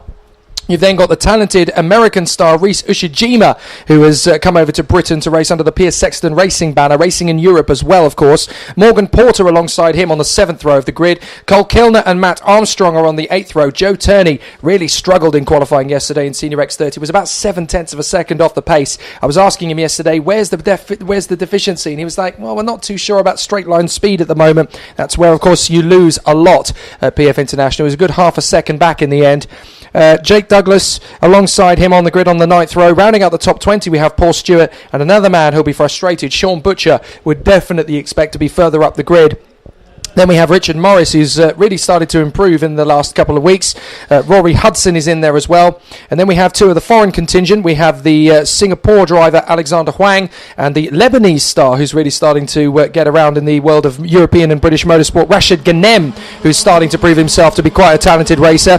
Then we have Bradley Pennell alongside Jensen Brown, Saul Robinson and Kieran Long. And then Sky Siddle, the new Brit to Super 1, complete and total novice at Super 1 level, only focusing on this year, having been in the Birrellite UK paddock for the last 3 seasons. Eleanor Morris is alongside her. And then we have Anna Morris and Joshua Thompson-White. It's going to be an interesting race for this first one. Yeah, I mean, Oliver Hodgson, you'd expect him to win this weekend, even with a grid like that. Knows his track better than anyone else. Reigning vice champion. Derek Morgan, 5th last year in the championship, was the lead rookie as well. Lewis May and Archie Tillett. Brilliant performance from Tillett there. Wilson and Byatt, who was quickest in practice this morning, row 3. Then it's Levi King and Henry Laws, Scott Jackson, Elliot Harvey, the number 4. As you said, the number 3 seed Turner on the outside of row 6. Morgan Porter, definitely one to watch on the outside of row 7. Joe Turney on the inside of row 9.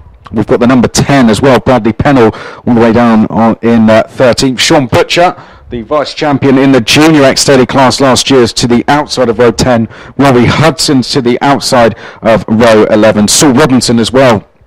Very quick driver in this class. Row 14 for him. So a very mixed grid, Jake. But at the front, no surprise to see Oliver Hodgson leading us up to the line. Hodgson, Morgan, Malin, Tillett, Wilson, Byatt. Here we go. And it's a cracking getaway. And Hodgson leads away. No major surprises. Straight into second place, though, goes Lewis Malin. So Malin's into second place as they sweep under the Litchfield Bridge and through the left-hander for the first time. It goes on and on forever. We got an off. Somebody's gone off there on the far side. Yep, yellow flags out. 2 or 3 carts involved in that one. 2 right down at the very back. So we'll figure out who that is as they come through this time. But we've got 2 certainly a long way down the order compared to where they were hoping to be at the end of this first sector. So we'll try and pick out who it is that has not come through. I think one of them is Elliot Harvey, who has actually gone there. Yes. Cole Kilner as well. Yeah, that's a big shock, particularly Elliot Harvey, I've got to say, would have been fighting for at least a podium he would have expected this weekend. Wow. Where was Harvey? He was 10th position on the grid. So Harvey down the back already, and that's a real disaster from his point of view. Look at Oliver Hodgson's lead at the end of the first lap. That is after 7 laps, not after 1 lap. He is kicking on and disappearing. Yep, Lewis Malin, 2nd place. Ewan Wilson, 3rd place. Derek Morgan, 4th place. Then it is Levi King, Tillett, Jackson, Hughes, Byatt, and Laws, your top 10. Joe Turney's already gained 6 places, and he's going to gain 7 over the bridge. Yes, that is another one as they go over the bridge on his teammate Henry Laws. Takes Thomas Turner with him. So Turney now up into 10th place as they make their way up towards hairpin 2. Just looking a little bit further up. Thomas Turner. That's Turner on the inside of Turney. And 92 tucking in there. Henry Laws trying to come through as well. Morgan's lost a place to Levi King. So that's a change for 4th place on this lap. Good battle between Saul Robinson and Bradley Pennell on that lap as well. Saul Robinson just moving to cover on the inside line. And it looks to me as though Cole Kilner may be signalling to the pits. Maybe it's game over for him. Yeah, it might be just about coming in. He's so far back, I think. He's just given the terminate this race signal under the neck, going for the jugular. And Oliver Hodgson has extended the gap to 0.99 after 2 laps. Quickest on track is Levi King, and he's lining up a move on Ewan Wilson. May do it over the bridge. Let's wait and see. There he goes. Third position. That's held up the man in 3rd place, Ewan Wilson, who's now dropped down 2 places to 6th position as a result of all that. A little bit of a nudge there under braking as the 18 comes in there for a little bit of a... I think it was, yes, Wilson. In fact, Ewan Wilson's up the road. In fact, that's the number 38 of Owen Byatt. That's gone grass cutting briefly there. It's all kicking off in this part of the circuit. Owen Byatt now, who's that to his inside? He's got Thomas Turner behind him, so that could be someone like Scott Jackson to the inside. Lap 7 here in the Senior X30 Heat 1 Group A versus B. We apologise to our radio listeners in the slight drop of signal there. It has hopefully come back. It should have done. So Oliver Hodgson leading the way still comfortably in front of Levi King and Lewis Malin, who are trying their best to get that gap down. And it is coming down a little bit, but not enough at the moment. Wilson, Morgan, Tillett, Turney, Turner and Byatt still giving chase in their own separate battle further back. But Oliver Hodgson has got a 1.3 second lead over these guys. And Hodgson, he is just the master at Senior X30 at this level, isn't he? I mean, there's nobody to touch him. He is Michael Schumacher-esque in his domination of Senior X30. Once he gets the lead, there is no stopping him. No. I mean, you look at the Miami International Final last year, he absolutely blitzed it. It should have been his 3rd straight win. Had he not had the technical problems he'd had in both 2016 and 2015, it would have been his 3rd straight win at the event, but finally took the biggest title in the class after finishing 2nd here. Oliver Hodgson, an absolute master of PF International as well, so he is going to be very, very tough to beat, not only this weekend but this season. But you've got to say, this is positive from Lewis Malin and Levi King. They're closing the gap now. It's just over 1 second, 1.08 to be precise. Behind that, Derek Morgan has gone past Ewan Wilson, and then Joe Turney has now gone past Archie Tillett on this lap. So Turney up to 6th place and trying to chase down Wilson and Morgan. Yeah, what Oliver Hodgson doesn't know about PF International isn't worth knowing, isn't it? He absolutely knows this place so brilliantly, and he's making light work of it. They are chipping away at his lead, although they have run out of time, so Hodgson just controlling the pace at this point. We've had enough. We've had enough there up at the chicane. Now, that has come from the previous hairpin. Oh, right, wow. That is Matt Armstrong. Matt Armstrong has come through and clipped the timing beacon, so Matt Armstrong has gone off there after an incident with, I think he was battling away with Alexander Huang and Luke Hughes. So Matt Armstrong has obviously had a tangle in the first hairpin. Well, he's gone straight on. Wow. So Armstrong is out of this race as we go into the last lap. Hodgson is your leader. Just saw Derek Morgan on the defensive from Ewan Wilson there. So coming over the bridge, Joe Turney's going to get closer and closer to them. And again, Morgan's going to need to be defensive. He checks his right shoulder. Wilson is right there. Turney's closing down. That was sweet, but he's going to run wide on the exit. And that's Morgan straight back through. Now Turney and Tillett are going to be straight back on the offensive. Yellow flags are waving into the left and the hand and right hand. So there's not going to be any overtaking there. And surely that's going to neutralise it. So Morgan, I think, is going to be okay in 4th position. That's no problem. Yeah, I think you're right there. But Oliver Hodgson out front, going to get off to a perfect start here. Pole position and now the win. And what a performance too, just controlling the pace to the bitter end. The checkered flag flies and it's Oliver Hodgson once again. Brilliant run. Second place for Lewis Mallin and Levi King in third, from Morgan, Wilson, Turney and Archie Tillett, from Thomas Turner, Owen Byatt, and in the top 10 Scott Jackson breaks his way through. Good recovery drives from Sean Butcher in 11th. Bradley Pennell in 13th behind Morgan Porter as well. Henry Laws in 14th from Saul Robinson and Rory Hudson. Paul Stewart and Elliot Harvey. And then we have Alexander Huang, Jensen Brown, Luke Hughes, Reese Ushijima, Anna Morris fighting her way through to 23rd in the end. The Lebanese Rashid Ghanem, the Isle of Man driver Joshua Thompson-White, Jake Douglas from Richard Morris, Kieran Long, Sky Siddle and Eleanor Morris. And the two retirees, of course, Matt Armstrong dramatically a couple of laps ago, yes, and Cole Kilner. Yes, well, interesting race. I think that's not the best race by far we're going to see by Senior X30, particularly for the lead battle. Oliver Hodgson just escaping. But we have seen that Lewis Malin, Levi King can be quicker than him. Was Oliver Hodgson just taking it a bit easy? I think he might have been. Yeah. Well, the thing is, you look at he can see the timing screen at various points on the circuit, so he'll know what the gap is if he manages to catch it at the right moment. One of the advantages here at PF International with the digiboard, you can almost check when you go through the left hand. Where am I in relation to Malin and King? Have I got a lead? Yes, I have. I'll just check it. I'll just chill it out and tone it down a little bit. Don't want to over push the cart. It's a nice little advantage drivers have there. They can kind of see as well. If they're fast enough, they can actually see what their sector times are doing as well. They can kind of see where do I need to gain the time. So it's a nice little addition to the PF International Circuit, having the digiboard there, not just for us to be able to see from a distance what's going on, but the drivers in the race have been known to actually check that out and figure out where they're finding time and where they're losing it. And they'll know their qualifying position before they get back to the pits. That's very true, they do.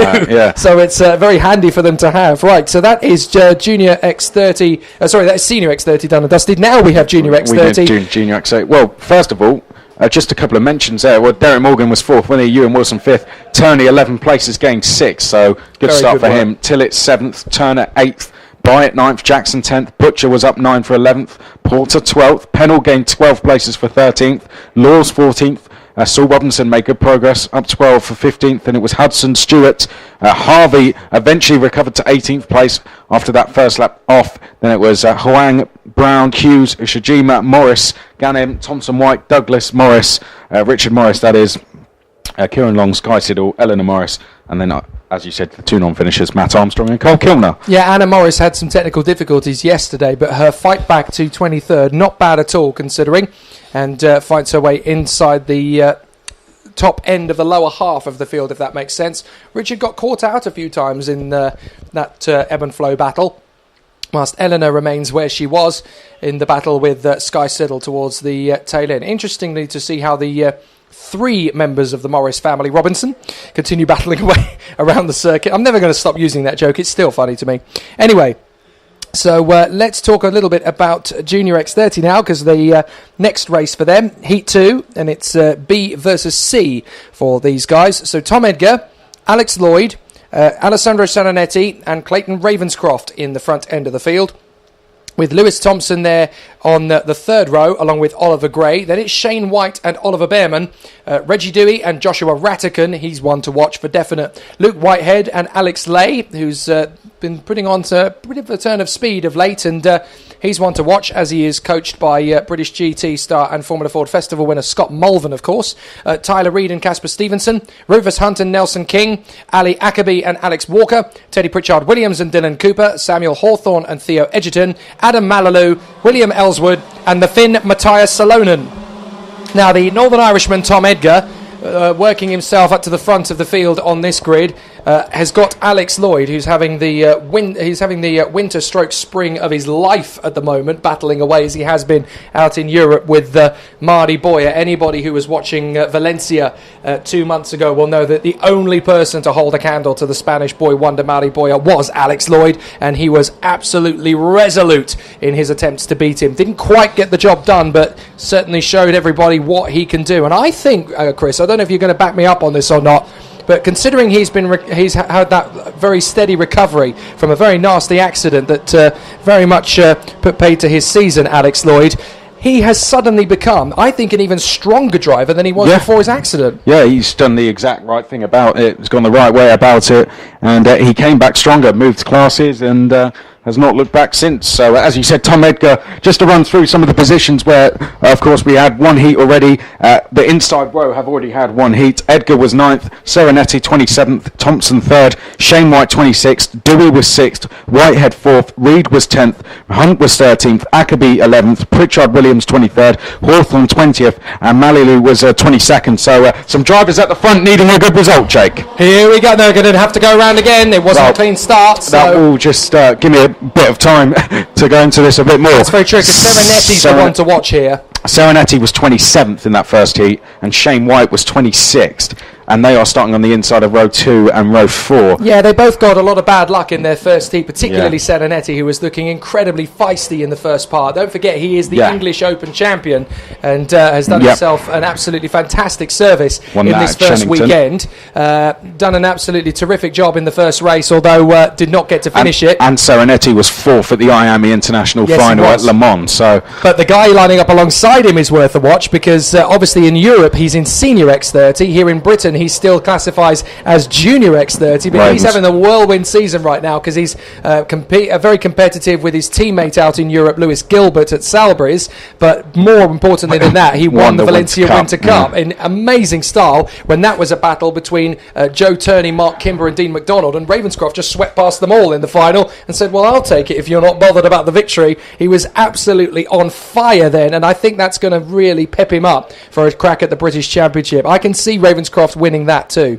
Well, looking down the order, both Reggie Dewey and Luke Whitehead moved forward well from the inside of rows 5 and 6, finishing 6th and 4th respectively. So watch those two. But out front it's Edgar, Lloyd, Serenetti, Ravenscroft, Thompson, Gray, White, Beerman, Dewey and Rattigan. The outside row we're seeing for the first time. Is this going to be the race of the day so far? It wouldn't surprise me. Here we go, and it's a great charge at the front. No problem at all for Tom Edgar. Alex Lloyd has dropped back into 3rd position. It's a cracking start for, I think it's the E-plate, Alessandro Serenetti. Yes, it is. As Graham into 2nd place. He's going to try on Tom Edgar. Is that going to be enough to get through? No, Serenetti's off. Lloyd's off. So Lloyd got taken out in that one as they all crossed together. Serenetti's dropped back into about 6th. Lloyd got spat out. Yeah, Thompson's 2nd, then it's Ravenscroft, Dewey, then it's Shane White, I think, up to 5th place, Serenetti 6th, Whitehead is in 7th place, then it's Oliver Beerman next along in 8th place. Behind that, it's the 27 of, I think that is Josh Rattigan, who of course will be in the CIK Academy this year. Didn't quite catch who it was behind that, but Alex Lloyd, as you said, off. Rattigan non-start by the look of it. So Rattigan a big problem. I thought I saw him out there, unless that's a transponder issue, but it could be. But I'm almost certain I saw him out there. The 27 on my timing screen says that it's Rattigan in the pits, so that's an interesting one. We'll see as they go. Thompson going for the lead on Edgar, and straight through as well goes Ravenscroft.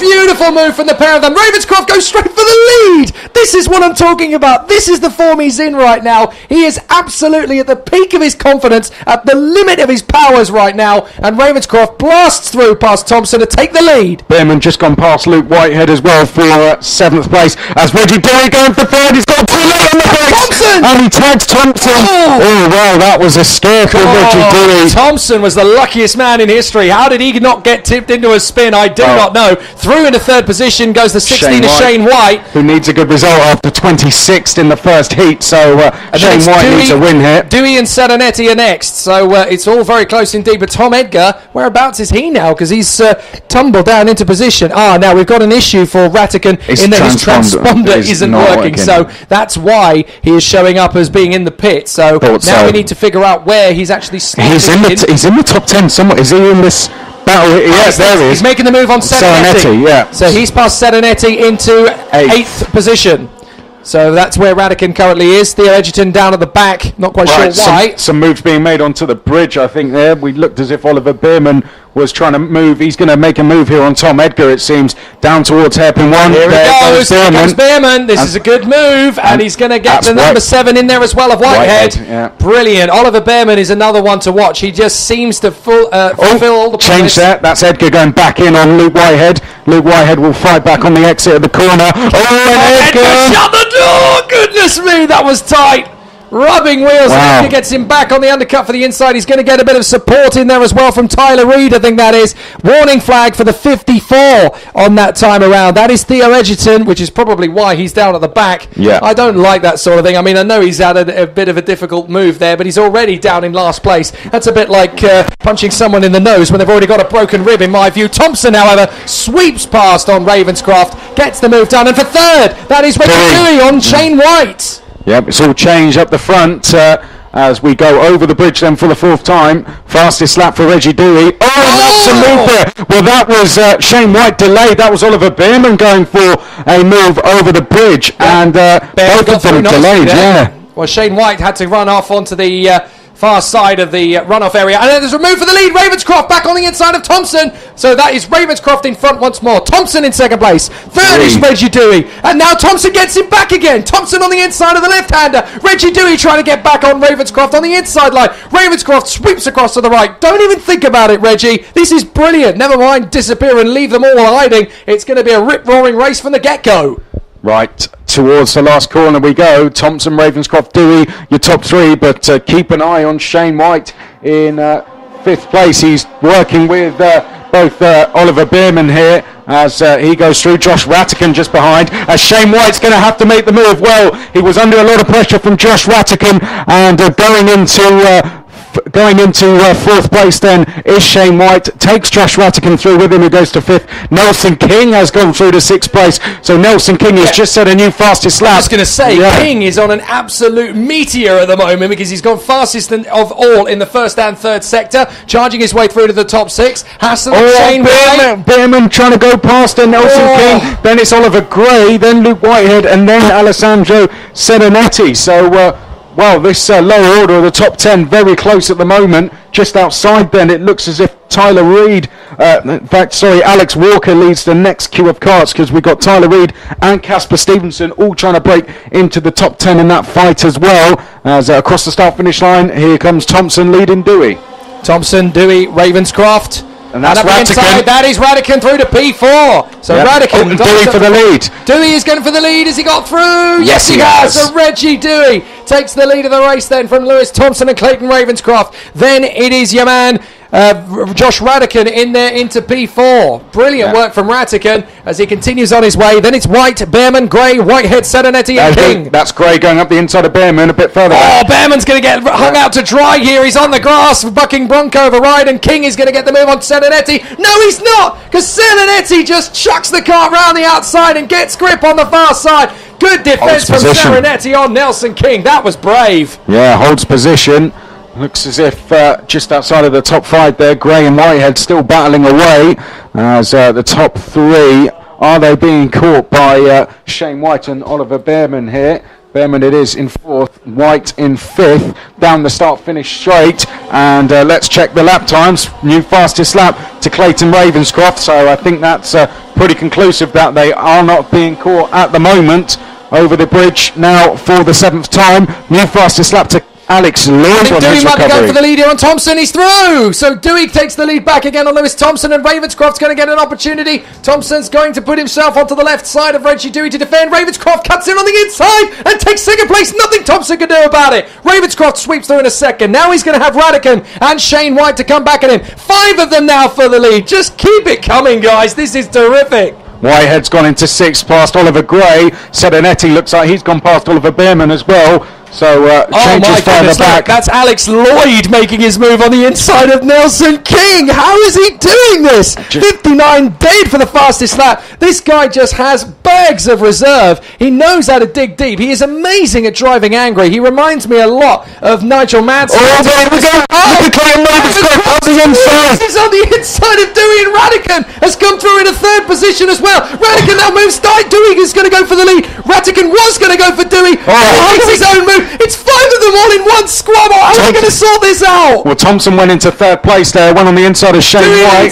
So it's Dewey, Rattican, Thompson, White, Clayton Ravenscroft and soon to join them. Whitewood, in fact, joining them at this moment. Battle now. Make that 8, because Serenetti is there as well, and Oliver Behrman is there, as Ravenscroft tries to go around the outside from 5th to 4th place, and he might go backwards as a result, as Luke Whitehead tries to look up the inside, up to the chicane now for the 8th time. Look who's at the chasing camera. The lead of that pack is Alex Lloyd. Lloyd is... How many seconds is that? He's only 6 seconds off the lead now. That will put him in 10th place by my calculations, as looks as if Clayton Ravenscroft has indeed lost 5th place to Luke Whitehead. Yes, not only that, but he's lost places to Oliver Gray and Serenetti. Here comes White on the back of Thompson for 3rd position as the leading 2 start to break clear. Last lap. Last lap. Radican has one more chance to go for Reggie Dewey. Wouldn't that be spectacular for Josh Radican from 10th position on the grid? Can he get the victory here? Out of the Litchfield Bridge, down the back straight. Radican's going to start looking at Dewey. Dewey's looking to cover. He moves to the inside. He looks behind him twice. Radican is still trying to overhaul him. Dewey's going to move to cover one more time, but Radican is trying to get him away. Dewey tries to cut across. Radican may get a chance on the undercut, but he's held him up. Thompson's going to get closer. 4th and 5th and 6th still battling away. Oh, look at Luke Whitehead. 5th. Serenetti, no! The curve, Serenetti. Good driving from Luke Whitehead there. Just about hangs on to him, but that was close. Sensible from Serenetti. Could have clattered straight into the side of Whitehead. Yeah, great back down a bit in the end. But look at this. This is going to be a drag race to the line. Dewey, here they Radican. Radican's got a good exit. So too Lewis Thompson. It's going to be anybody's bet, but it's going to be Dewey who just hangs on in there. Magnificent from Reggie Dewey. Reggie Dewey from Josh Radican and Lewis Thompson. Shane White is 4th from Whitehead, Serenetti, Ravenscroft, Behrman, Gray, Reed, Edgar and Alex Lloyd in 12th. Only 5.8 off the victory, Alex Lloyd, considering where he was on lap 1. That is astonishing progress, and what a great battle, and great to see Josh Radican and Reggie Dewey there shaking hands or fist bumping or whatever they can do from that distance away from each other. A great battle between those two. There's great camaraderie in Junior X30. It is no surprise that at the moment it is X30 that I am absolutely head over heels in love with in the karting world. Yeah, that gave the Junior Road Tax heat earlier a good run for its money, I think it's fair to say. I didn't think that was going to be possible today, to be fair. Yeah. 13th, we have Casper Stevenson from Nelson King. So unlucky, Nelson King. He had such a great chance at the top 6 at one stage. Teddy Pritchard Williams, Alex Lay, Dylan Cooper. Great recovery from Theo Edgerton to move up to 18th in the end. Alex Walker, Rufus Hunt, Ali Akabi, and then Matthias Salonen, William Ellswood, Sam Hawthorne, and Adam Malaloo. Well, my goodness. I'll let you catch your breath for a second there. I do not know how that race just kept getting better and better. That's probably the best 9 laps I've ever seen at PF. That was very good racing. Reggie Dewey there, just about taking the win from Lewis Thompson. 8 places gained in the process. So for Reggie Dewey, a 6th and a win. You'd have to expect for him to be starting on at least the front 2 rows going into final 1 tomorrow. Lewis Thompson, a 2nd and a 3rd for him, so he's in contention for pole position. Shane White adds a 3rd to his 26th, exactly what he needed. Will be somewhere in the middle of the pack. 2 4ths from Luke Whitehead, very consistent. He could even get the outside of the front row. Oh, well, I mean, I don't know if he'll get that much, because of course we've got the 3 groups, so True. We're still yet to see second heats from groups A and C. To be fair, Ratican is already starting very strong. Considering his 10th position on this grid and fought his way to 2nd, Ratican definitely could be in with a chance of something special. Yeah, well, I'd say with Luke Whitehead, I think potentially a row 3 start for him. Serenetti, he was 5th, just what he needed after that 27th earlier. Ravenscroft, 6th place. Of course, that was his first heat. Behrman likewise, Oliver Gray 2, Tyler Reed. He's had a 10th and a 9th, so consistent from him.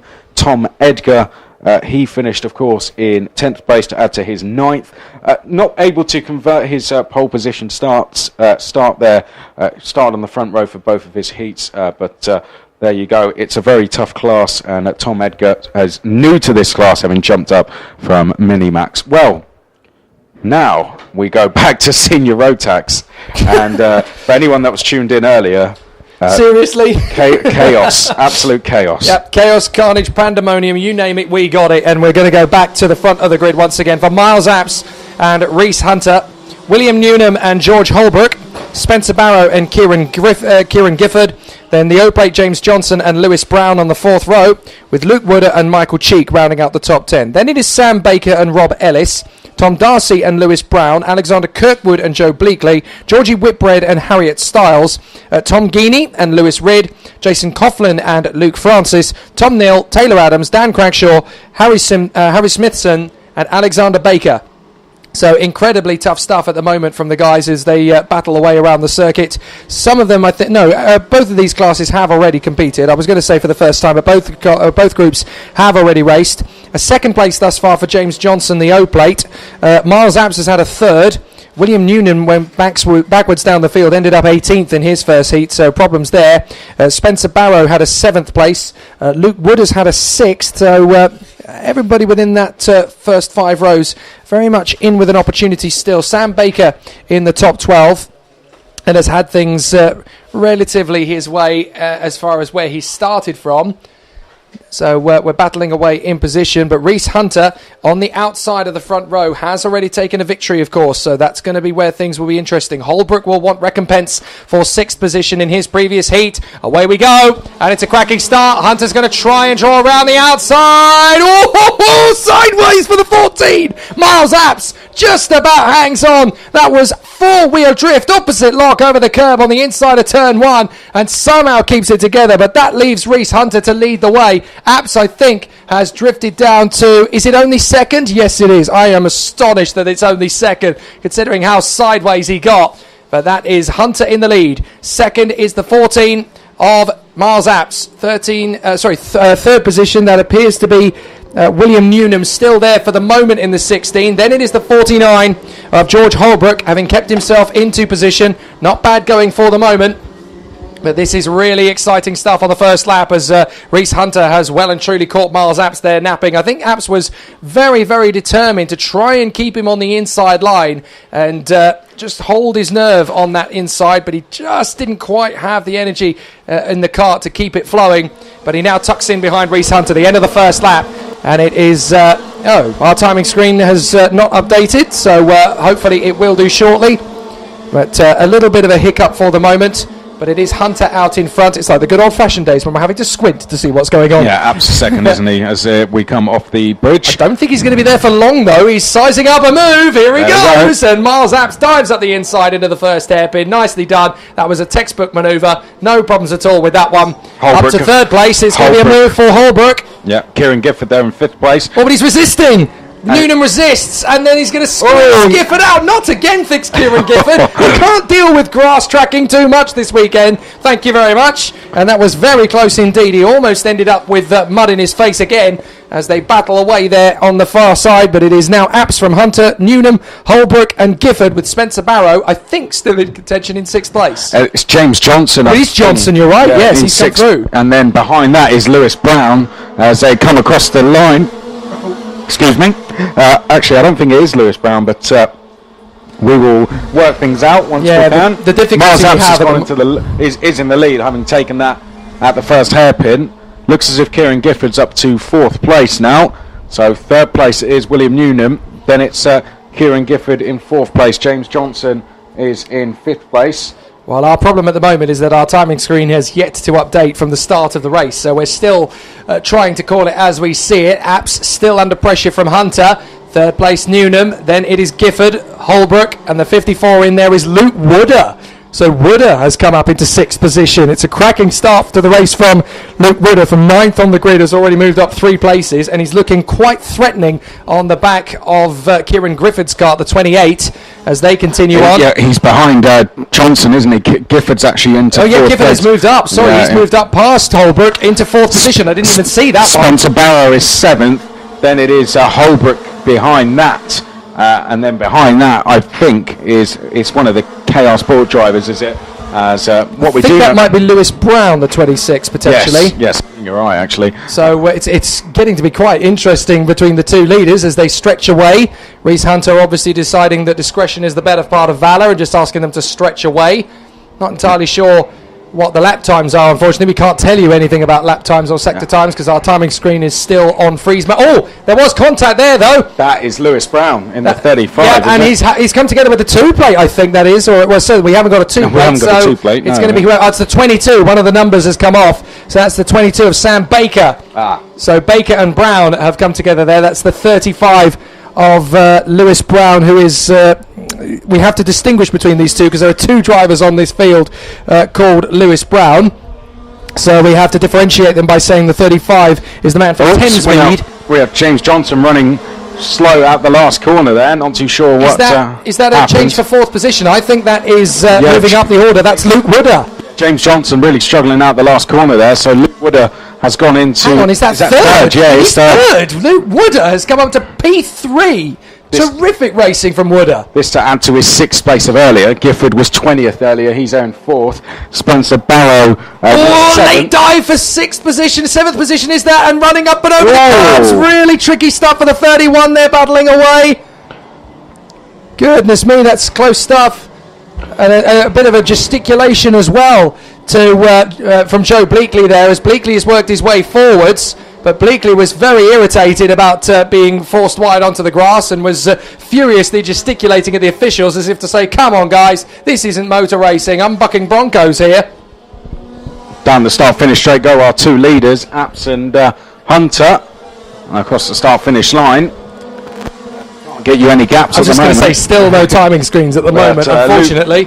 But what we can say is that it is definitely getting closer for 4th place. Is that Spencer Barrow really piling the pressure on Kieran Gifford. Gifford needs a good result more than the likes of Barrow and Wooder here. And Barrow, I think, into hairpin 1. He was thinking about that with Gifford, but Gifford just moved across to cover the line in time, so no problems there for Gifford to hold on to 4th position for the moment. But the man on the move here, up into 7th position behind the O-plate James Johnson, is a very fast charge from Joe Bleakley. Bleakley in the 31 has come up there big style, and he's tucked up in there in 7th position. Behind that is Rob Ellis in 8th place at the moment. Rob Ellis under a lot of pressure though, so how long will he be in 8th for, as Reese Hunter still pushing along with Miles Apps.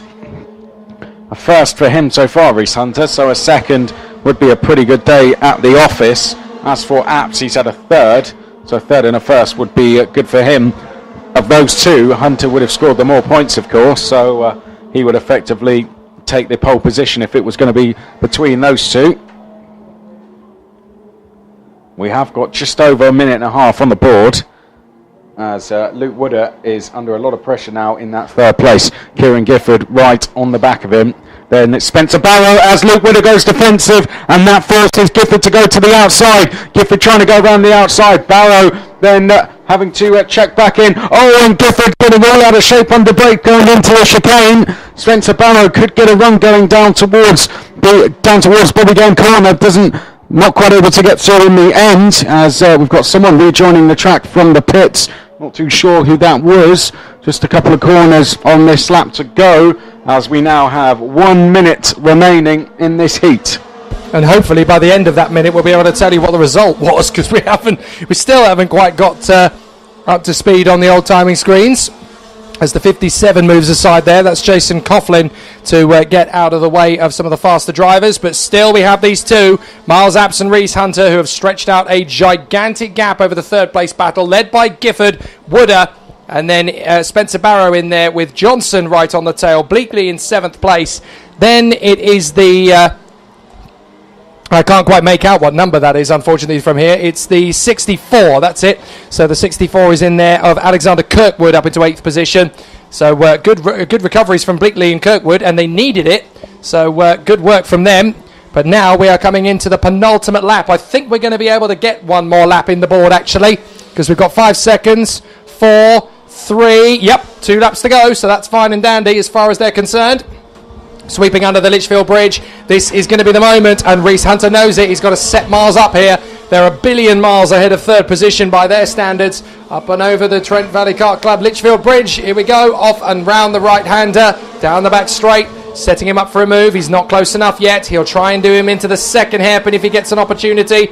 Oh, and I tell you what, further back, Barrow's under pressure from James Johnson for 50 Here he points, goes. and there goes Johnson. Yeah, makes a move up the inside, and Barrow's now going to have Joe Bleakley behind as well.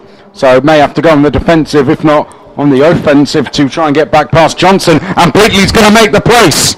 Yes, indeed. The 64 is in there as well. Kirkwood, and then the 75, Michael Cheek. If he's not careful, he's going to let them both through as well.